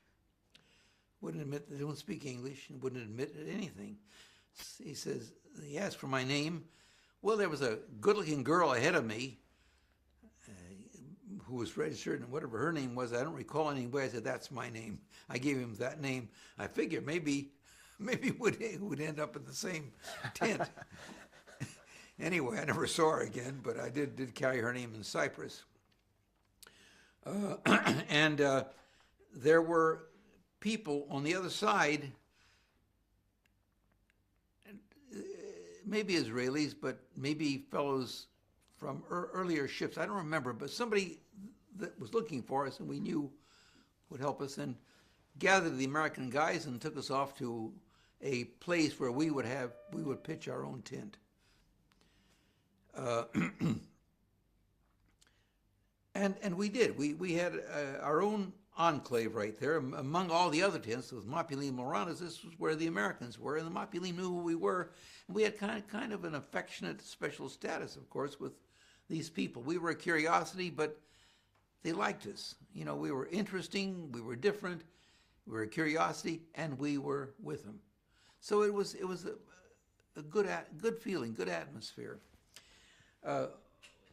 We didn't have any clothes, and I remember that the ladies in Cyprus used to take away flaps from the tent and take the canvas apart and make clothes from the various layers that made up the... there was even a shoemaker on Cyprus, at least one, and he was able to make sandals for people. Where he got the materials, I don't know. And to this day, I don't remember how we ate. I don't remember where, I just don't remember. Neither here nor in Athlete later on, I don't remember where the food came from. I don't remember. I have no vision of eating anything. Very curious. It was the least important part of my life, surely, and maybe that's why. I don't know why. I do not remember eating any place. Now, what happened to Hugh? Hugh remained behind with the people. I had given Hugh a package of lifesavers somehow. I know. We'd taken the rations out of the lifeboats before we jettisoned them. We'd taken the rations out. And I had, from the rations, a tropical Hershey bar, especially made for the troops and American troops. They were to withstand heat. It's tropical Hershey bars. Remember them. Hershey bars were made specially to withstand heat. Lifesavers. What else there was, I don't know. And I gave them to Hugh. I said, keep these for me. Before I went overboard.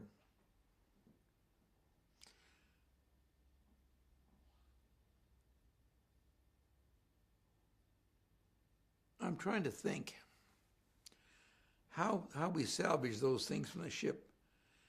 He kept them in the kit bag. And he went, and when I went into Cyprus, I went into the summer camp, and his group went into the winter camp. What do you mean by there summer were two camp? camps. In Cyprus, there were two separate camps for the refugees, and they were separate. There was no intercourse in between the two camps. They were two separate places. One was called the winter camp, and one was called the summer camp, and some went there, some went here, and he went to the other place. He didn't know whether I drowned or not. He didn't know if I had survived. He didn't know that. And they were starving. They were making soup out of potato peels. They weren't, I don't remember food. I didn't eat. I know I was thin as a rail. I'll show you pictures of me when I came out. But everybody was hungry. At one point, we were told that some of the sailors, some of the Americans from the other camp would be coming over here. How it was arranged, I don't know. Sure enough, here came Hugh. And he saw me, and we embraced. And in spite of the fact that he had been starving, he produced from his little kit bag my chocolate bars and my lifesavers. He didn't eat them. I spent a good part of my time on Cyprus teaching English to the Mapilim. I had English classes. They wanted to know about life of Jews in America. I did my best to tell them about it in Yiddish, which was sort of broken. I attended a wedding on Cyprus. There was even a wedding. And the feast, the wedding feast, consisted of half of an orange, which was unheard of in Cyprus. But they had a proper religious wedding, and they had, as entertainment, an Eastern European performer that we don't know about in America. And I think if the word is correct, it was called a Bodner. Anyway, this is a fellow who could sing songs, making up the words as he went along to a tune about the people there and about the bride and groom and this and that. And he improvised words, cleverly could improvise words to the song as he sang. It was amazing. The guy was terrific. I mean, he was a genius. And that was also a performer at this particular wedding. Inside of Cyprus, the Haganah had set up a training camp, and in another tent, in another area. And we were taught something called kapap, which is short stick fighting, because in British Palestine you couldn't carry arms, but you could carry a stick. And there's a whole technique to that, stick fighting. We were taught judo, and one of the kapap sessions where we're standing around in circles doing kapap, one of the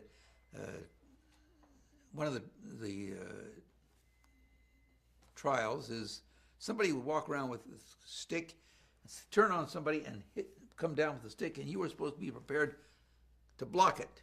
And everybody, by reflex action, blocked it. He came around, he went for Murray, and Murray didn't block it, and he got himself a gash on his head, which was stitched up. After a day or two or three, Murray came back, joined the group, and again, we're going around, and again, kapop, and Murray got banged the second time. He just didn't react. So I remember Murray getting hit with the sticks twice in a row.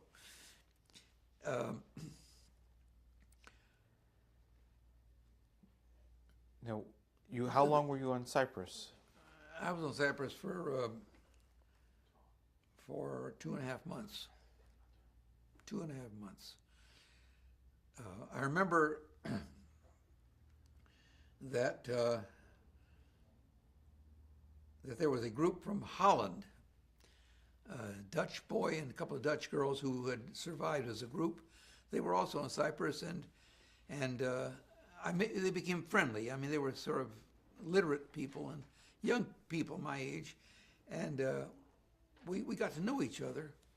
And then the time came when the Haganah decided they were going to dig a tunnel out of Cyprus. They wanted to get an access tunnel to get out and get in.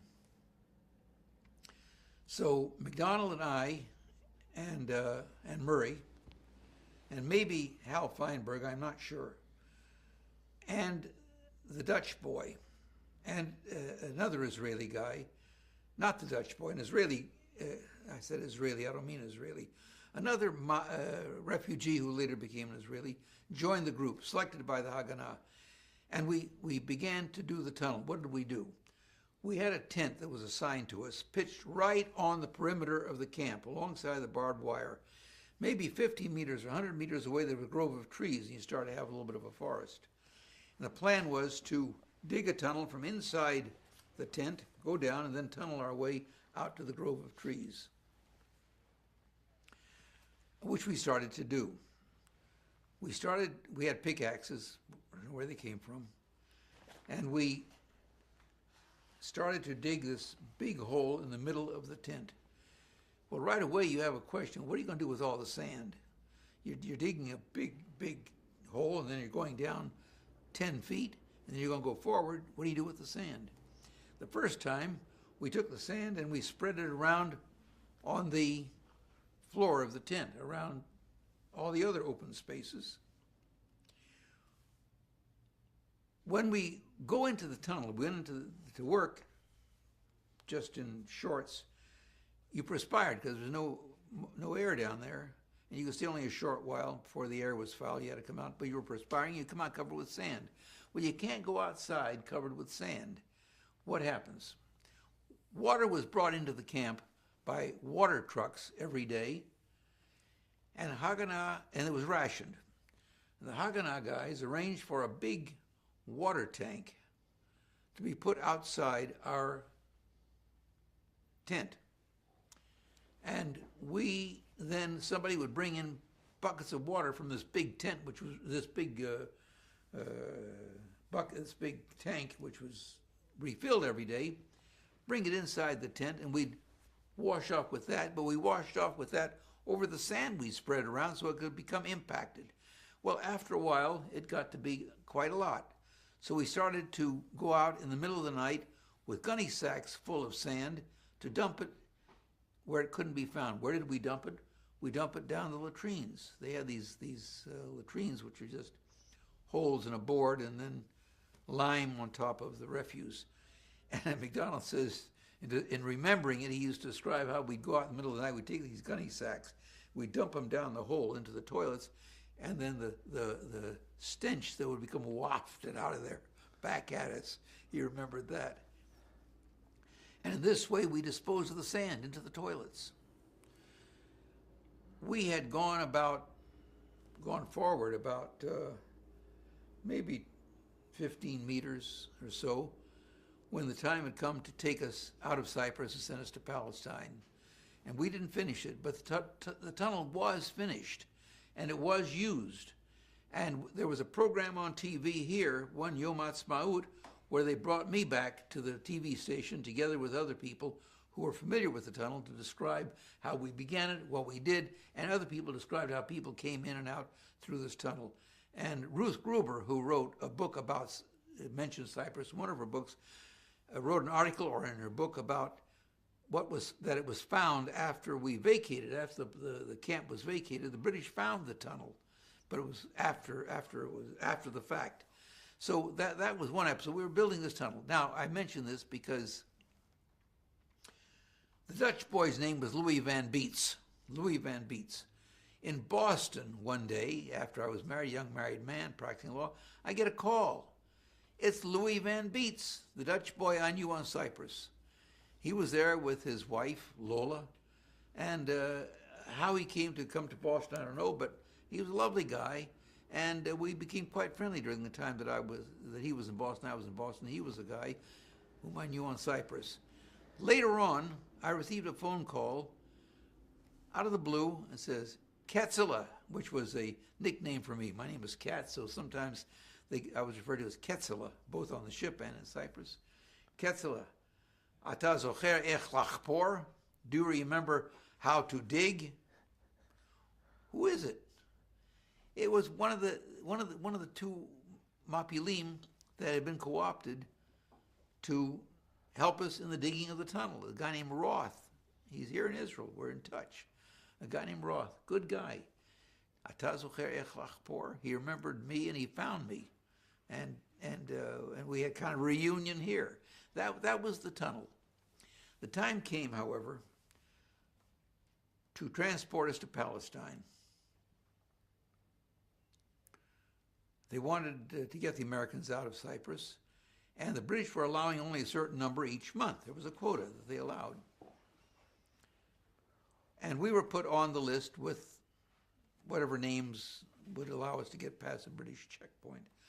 At that point, the exodus had already been taken by the British and taken back to Hamburg, and the Haganah decided to react with some action. It was decided to blow up one of the British prison ships that carried Jews to and from Cyprus. And these ships were like cargo ships. There was a series of them: Empire Rival, the Empire Lifeguard, and one or two others. And they were built with cages over the decks to contain the mapilim when they came aboard. You couldn't get out of the cage, you couldn't get over the side, but you could get down into the hold, cages. And it was the plan to blow up one of these ships. So lignite and the necessary detonators had to be smuggled into Cyprus, into the camp, to be prepared so that mapilim, or we, could carry them aboard the British prison ship when we went aboard. In order to get them into the camp so we could utilize them, one of the Haganah guys picked McDonald, and the two of them cut the barbed wire at night, crawled out to some rendezvous where the Haganah on the outside in Cyprus had brought the lignite and the detonators and all the stuff we needed. They put them in inner tubes so that these guys, so McDonald and the other fellow, could hang them around their necks or over their backs and then crawl back in to the camp. Coming back with this stuff And MacDonald was the guy they chose. Coming back, the British sentry spotted them as they were coming back in and started a fire at them. But they got inside and disappeared inside the camp, and the British declared a curfew and started to search what the hell was going on, whereupon the Haganah guys wrote a note to the British and said, a couple of our guys decided to go into town and have some fun. They shouldn't have done it. And they included some Cypriot money in the note to show that the guys had been there, as if this was an explanation of why these guys had been on the outside. And as I recall, nothing more came of the British investigation, but the material was now inside the camp. In one section of the camp, there was sort of a Haganah enclave. We prepared the Gelignite for use aboard the ship we were going to blow up. And again, only a few of us, not all the American sailors, but they selected MacDonald, they selected me and Murray. We were those who were, together with the Israeli guy, preparing the Gelignite. What we did was, we mixed it with glycerine or some other material to make it pliable. It was like putty. We took tubes of shaving cream, opened the far end, took out the shaving cream, filled it with Gelignite, closed up to the end. I recall the tube was something like Sunrise shaving cream from Canada, as I recall. But we left enough shaving cream at the top end so that if you squeezed it, some shaving cream would come out. We took bars of soap and we cut holes in the bar, try to hollow them out, fill them with Gelignite and put a plug back in. When we finished that, the plug was too obvious, so we discarded that, but we did keep the shaving cream. Then we took thin plastic sacks and we filled them with Gelignite, flat, and those were to be affixed to the bellies of women with elastic straps over their bellies, and they would go aboard as if they were pregnant. When the time came to be taken from the camp to the dock in Famagusta to go aboard the British prison ship, you came to the dock and then lighters, small boats, would take you out to the ship. The night before, the word came down that now there were some British police ladies who were there and they were going to do searches of the women going aboard, and it became clear that the women could not carry this and that different arrangements would be made, and it was decided that we would carry it on our backs. Well, this is dangerous. But what we did was, these were flat packs, we put them on our backs with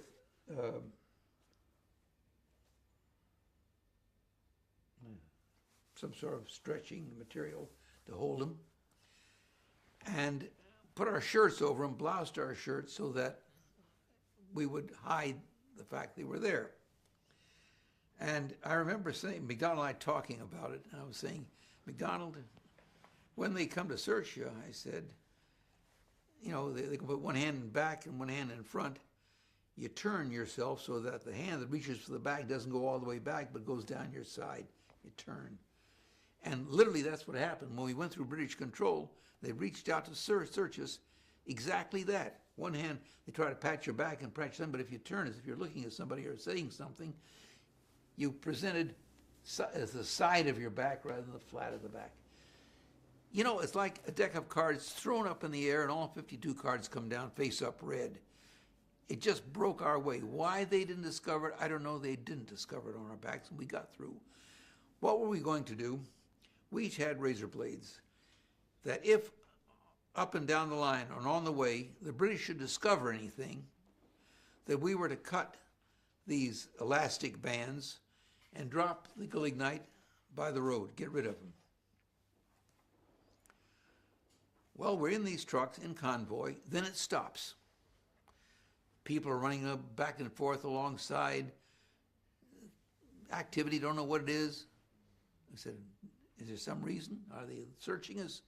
Then it would go on some more, and then again stop. And we thought, if we cut, after all this gone on, if we cut this elastic and we get rid of it, and we get to the ship and find that it was nothing, and much of the effort will be aborted, I'll commit suicide. We just take our chances right down to the end, and just did not cut the plastic. We get to dockside. Okay, all is well. We're standing there, all gathered, and there's a CID officer talking to a British colonel who's in charge of the debarking. He's saying, Colonel, there's something wrong here. I want all these people searched. I want them searched again. I'm standing there listening to this guy. And this wonderful, wonderful British colonel, he looked to me like a Colonel Blimp. He had his mustache, he had a swagger stick, and he turned to the CID civilian, and he hit him on the shoulder and says, tut, tut, my man, tut, tut, and did not agree to a search. So we weren't searched.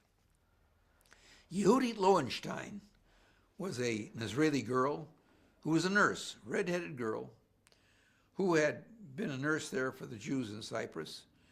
She came alongside with some fellow who I think was with a disability of some kind. She had her bag, and in her bag she had 2 packages of gelignite in the bottom, wrapped in oil paper, and on top she had fruit. And we get to the dockside, and she's very nervous, and she said to me, for God's sakes, take these things away from me. So I put them I had a bag of some kind. I put them in my bag. There was no search anymore, but I covered them, and I had a couple of more gelignite things in my bag, and then some in my bag. I think McDonald or somebody else also took some of it from Yehudit, marvelous girl. And we get into our lighters. I'm in the first group to go. McDonald's still behind me someplace because they kept separating us. We get to the ship. I go aboard. They tell us to leave our bags here and to go over here. I kept this kit bag with me, though I wouldn't give it there. I go into this side, and they lock the gate. I'm inside of a cage. And on the other side is the rest of the cage, and that's locked, and there's only the entrance as you come up with the British saying some to this side, some to that side. Well, I didn't know that we would be joined again, and it was necessary to get McDonald and his stuff over to my side so we could all have the gelignite in one place. So I got a good-looking girl over there. I said, look, when McDonald comes aboard, you start calling, mein Mann, yelling for him, and they'll have to, probably will let him in to come into you. Sure enough, when McDonald comes aboard, and the British soldier is looking at him, and she sets up this hue and cry, McDonald looks over here, he sees this girl crying, mein Mann, and I'm standing alongside of her with a smile, and he gets this grin on his face, and they send him in. So he goes in, comes into the cage, and the first thing he does is grab this girl and give her a great big kiss. He never wanted to miss an opportunity. Well, later on it developed that there was communication between the two sides, but we didn't know it at the time. En route that night, the Israeli guy who was in charge of this part of the operation and of the tunnel and now was coming aboard ship with us was a guy named Moshe Lipson. His Israeli name is Moshe Nachshon. He lives here. And he was the guy who was the leader of this bomb squad. And at one point, we were down below, and we had hacksaw. We sawed, he and McDonald and I, mostly he, sawed through this lock, took off the lock, and opened the door to the hold, and there's a light down there. He shuts it, and he gives a knife to McDonald. He says, McDonald, he said, we'll go down there. If there's a British sailor there, you will kill him. As simple as that. No, you will kill him, McDonald. Okay. And McDonald later years tells me, he says to me simply, you will kill him. You will kill him. Matter of fact, McDonald, brave guy, he and Moish went down into the hold. No sailor, somebody just left the light on. They went down there and they planted the gelignite against the skin of the ship. There were pencil detonators, fulminated mercury caps, to be detonated by, once you set them, by chemical action for a certain amount of time after you set them. You insert that into the gelignite, into this putty, and you go away, and it sticks to the side of the ship. When it blows up the gelignite and everything.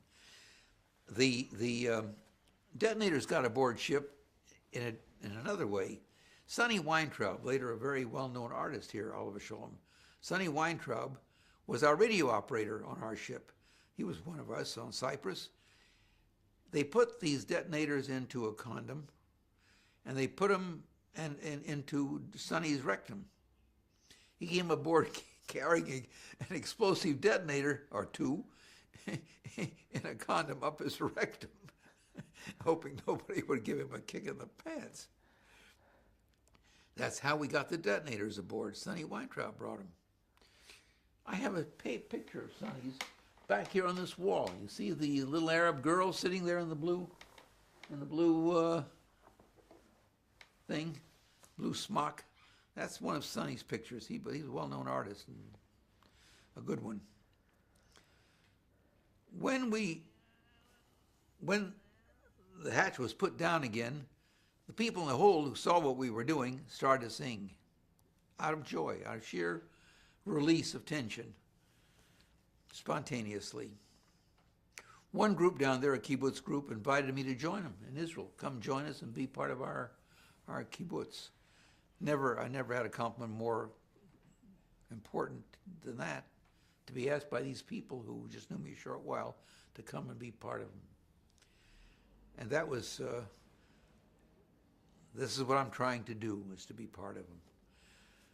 So then we had to wait till the next few hours when we would dock in Haifa in due course, that would explode. It was timed that way.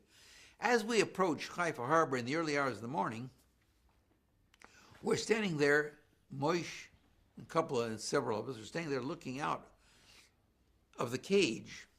It's important that we get to Haifa so the cage is unlocked and we get out of there and not to be trapped like rats in a cage if the ship went down. We didn't know how big an impact it would have, whether it would blow apart. We didn't know what the consequences would be to the ship.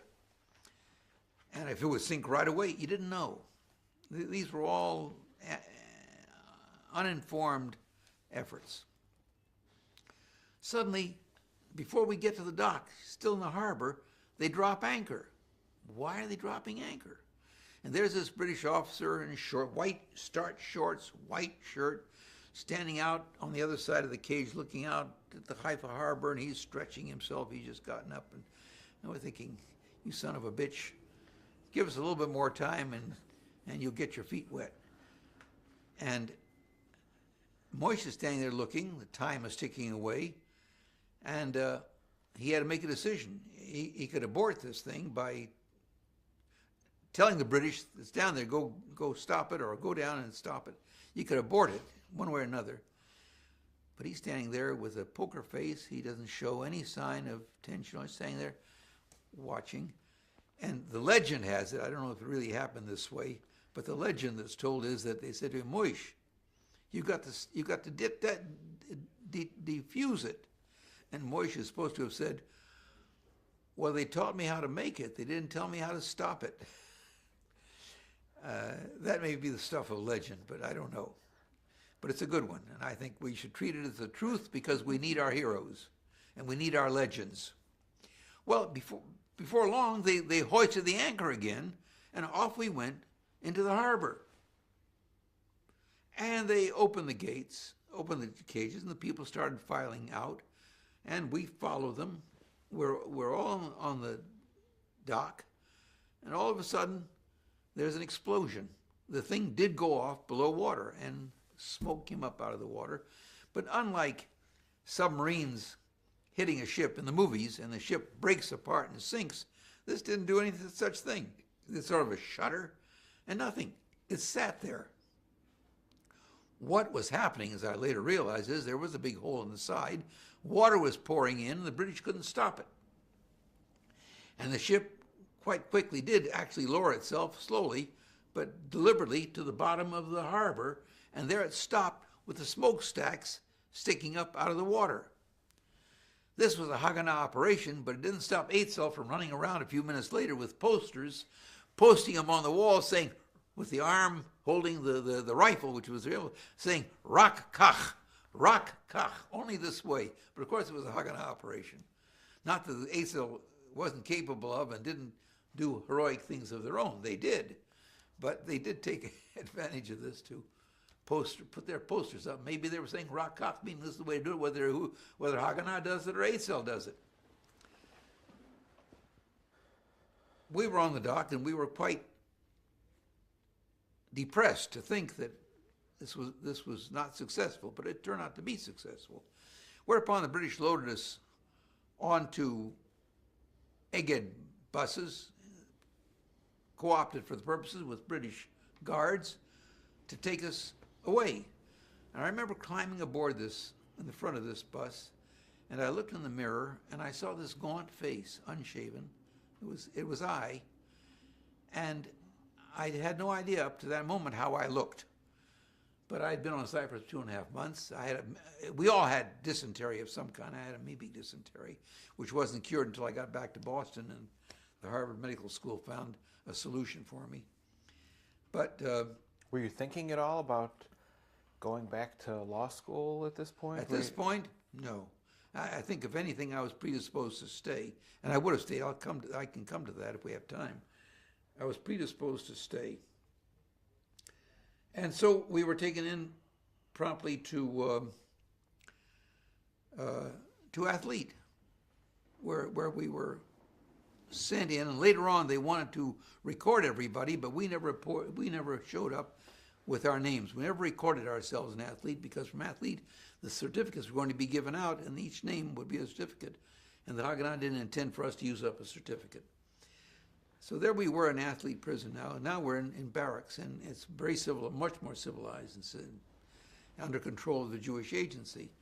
And I was there for 5 weeks. And I was smuggled out in this way.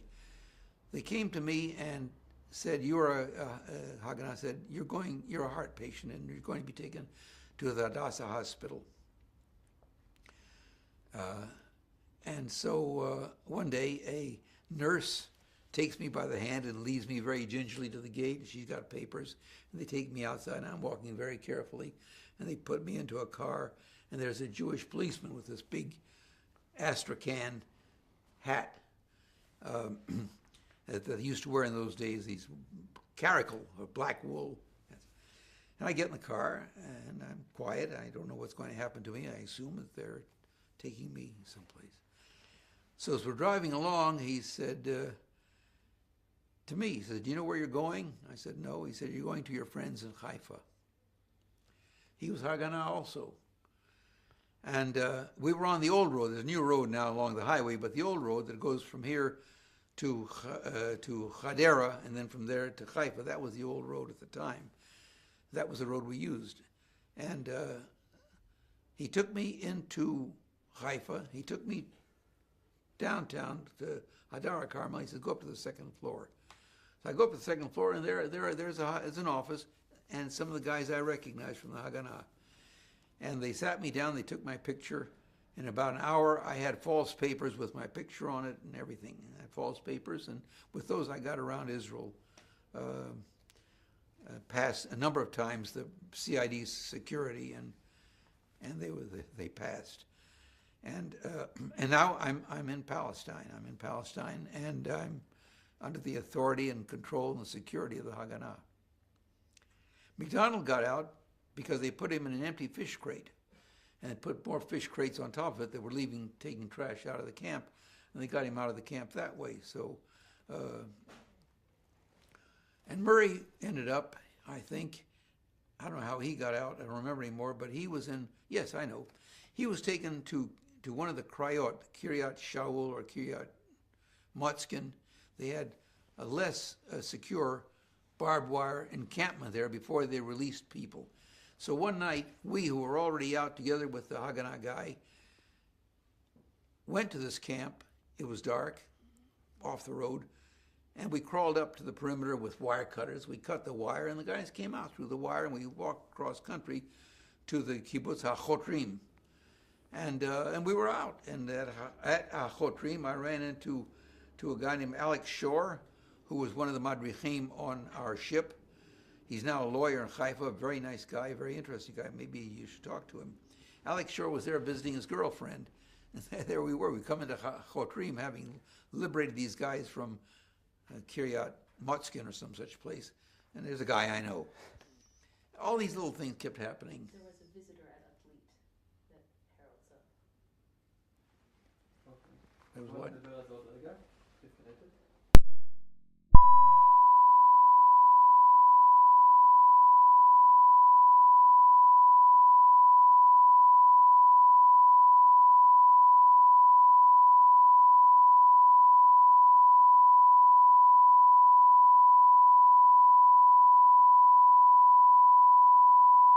You don't want to do that later? I mean, we can. Well, we'll try. Okay. We'll try. I I don't don't like to be late because it's That's fine. important. I don't want you to be late. We don't wanna rush Right. the story, So, well, you know, we'll end it what we can. we'll end it when we Sorry. Okay. From Rosa Parks. go to the back. It was. There are stories. When you were an athlete. When I was an athlete, one day I'm standing by the fence, and some VIP Americans came up, and lo and behold, one of them was a lady I knew. That was Judith Epstein. I think she was president of Hadassah. I had known her because in my student days in Avuka, we had clashes, friendly clashes, over the Jewish, the Zionist Organization of America Youth Commission controlling Avuka. And we had our own notions of independence, and we had these differences, and I knew Judith Epstein from those relationships. And there was Judith Epstein. And she says to me, Harold Katz, what are you doing behind barbed wire? And I said to her, Mrs. Epstein, what are you not doing behind barbed wire? Quoting from Walden. And end of episode. But it was a curious meeting. There was also another session on Cyprus when I met another VIP American from Boston, Freddie Monison, but that's a story in itself, and we won't tell it now. But anyway, after I had gotten back into Palestine, I wanted to stay, and there was this school for diplomats in Beit HaKerem, which the Jewish agency guys thought I would be fit for. I'd had a year at Harvard College degree and a year at the law school, and I was vouched for by the right people. But I had to pass muster with Ruvain Shiloach, whose name, Hebrew name at that time, his name had been Zaslani. He took the name Shiloach, Ruvain Shiloach, Ruvain Zaslani. He was then in the States. And I was hanging around waiting for him to come back, because I really wanted to stay. He didn't come back. Time went. I'm sitting there, and time is going by, and time's a-wasting. This is 1947? This was 1947. I can't sit around sort of enjoying the country and running around with my guys. I've got a life to live. I've got to get on with it. So we decided that I would go back, see my parents, and see Shiloach at that time, Zaslani at that time, in New York. And I did. And how I got back and what I did in France, how I ran into the Mailer story again is another story. But I did get back, and I did see Shiloach, and he said, you'll hear from me. So I'm waiting to hear from Shiloach. Nothing. Nobody contacts me. Heck with it. I go back to the law school, and I make my arrangements to go back for my second year. Because I heard from nobody. And that's a story in itself, how I got back into law school. They were not anxious to have me back. A guy who, with such cavalier fashion, walked out on the august Harvard Law School. But I did get back in my second year. And I was back in, and starting my second year, when Ben Gurion first came to America. And Ralph Goldman was his secretary on that trip. And I saw them, and we were part of that entourage that went to the Boston Garden and so on. And Ralph said, I got a message for you. You're to come. I even may have gotten a letter, I don't know. But it was too late. Ralph gave me the message. It was too late. I was already back on track at the Harvard Law School. I'm going to leave another time to go back. Too late. They missed the boat. I missed the boat. The train had left the station. And so I finished. Then I went ahead and I finished my law school, met my wife. We got married. I practiced law and came on Aliyah at the end.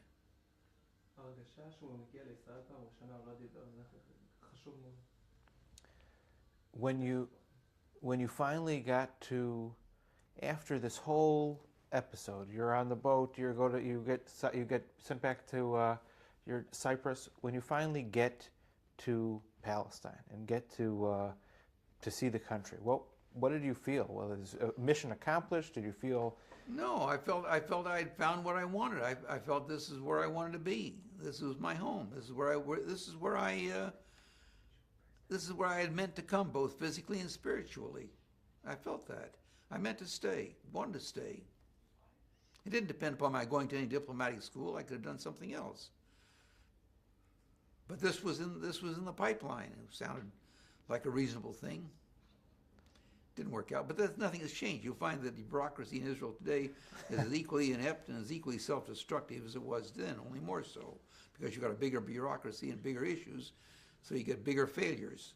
But nothing has changed in that respect. But as a Jew, first time in Palestine, what do you feel? In the Holy Land, you know? What did I feel at that time? I felt that I belonged here. This was different from any place else. This was part of me, and I was part of it. I really felt that, and still do. You mentioned before that this was this was a transformative moment. Yeah, the whole thing. And now, looking back 60 years later, do you want to? Looking back, do you feel that same way? Do you want to? Well, yes. I mean, do I have any regrets? No, I don't have regrets. But those who are left behind, they did very well in the practice of law. They're quite rich, comfortable. I don't mean to denigrate it at all. I think that's great. But they have nice homes and summer homes and one thing or another. And they're all desirable things which I would have enjoyed. I even suspect I probably would have been a judge with my history there. But I was not happy. And that's not the way I wanted to spend my life and give my energies. I wanted to give whatever I had to give, I wanted to give it to the Jewish people. And I knew that when I was having the best life possible, imaginable in Boston, successful at the practice of law, comfortable financially, everybody's happy and healthy. It's not what I want out of life. And I am very disappointed about many things that have developed in Israel, what Israel has turned out to be.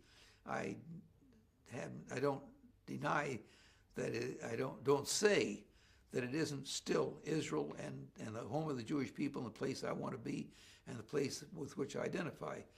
But I think it's far too precious to suffer what it's suffering from its own people.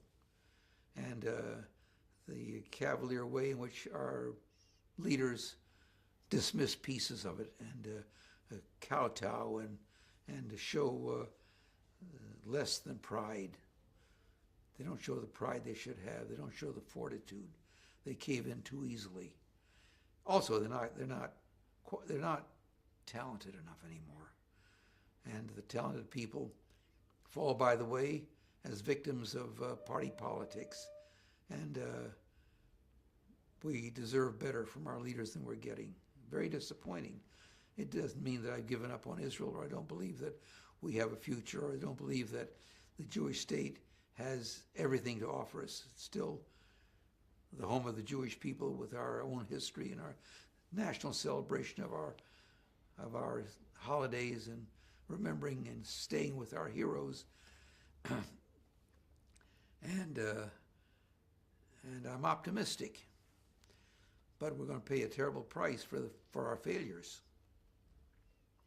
And I'm going to be around to pay for the failures also. That's also part of what I'm obliged to do. Thank you very much. This was Great. excellent. If you have another minute or two, Yeah. I would love to see that article that you mentioned from Time Magazine. Yeah. Lawyers in Boston. Where was this? They save you the trip here if you sit up at Murray's. If I'm at Murray. Do Murray and you can finish up with me. Great. So we're hopefully we'll be in touch with Murray September time. I want to tell you about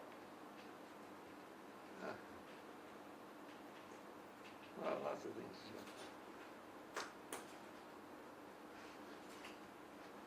They never found out who blew up the ship.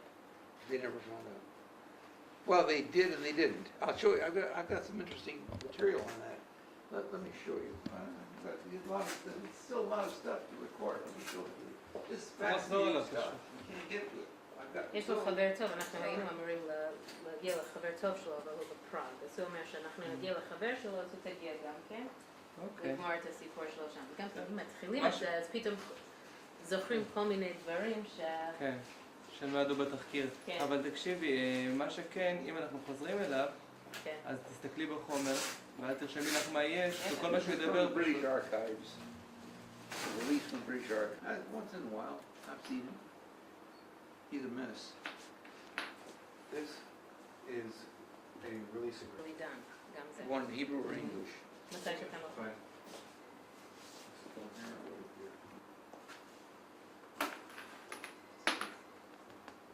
British response. 1, 2, 3, What is 4, this? 5. Okay. Keep that also for I'll yourself. be right back. Okay. Okay, I need to go to the address, I need the blue paper. Is it blue? Good, right? Yeah. And,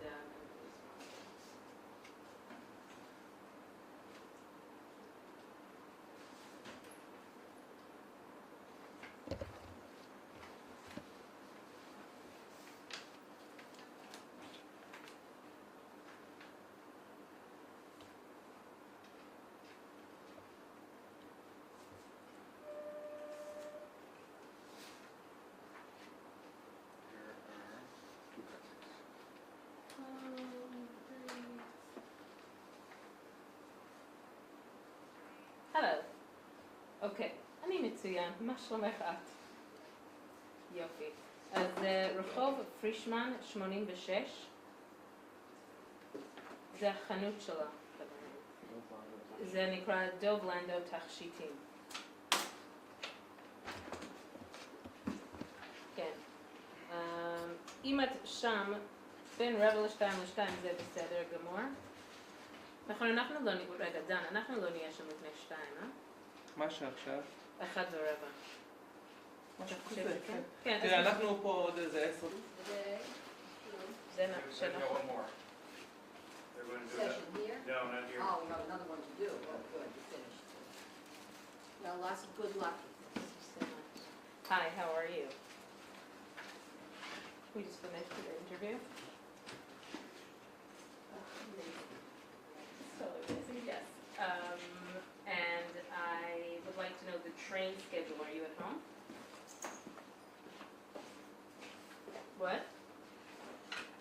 Okay, so when you get home, you can look up Israel train schedule from Tel Aviv, I guess, Merkaz.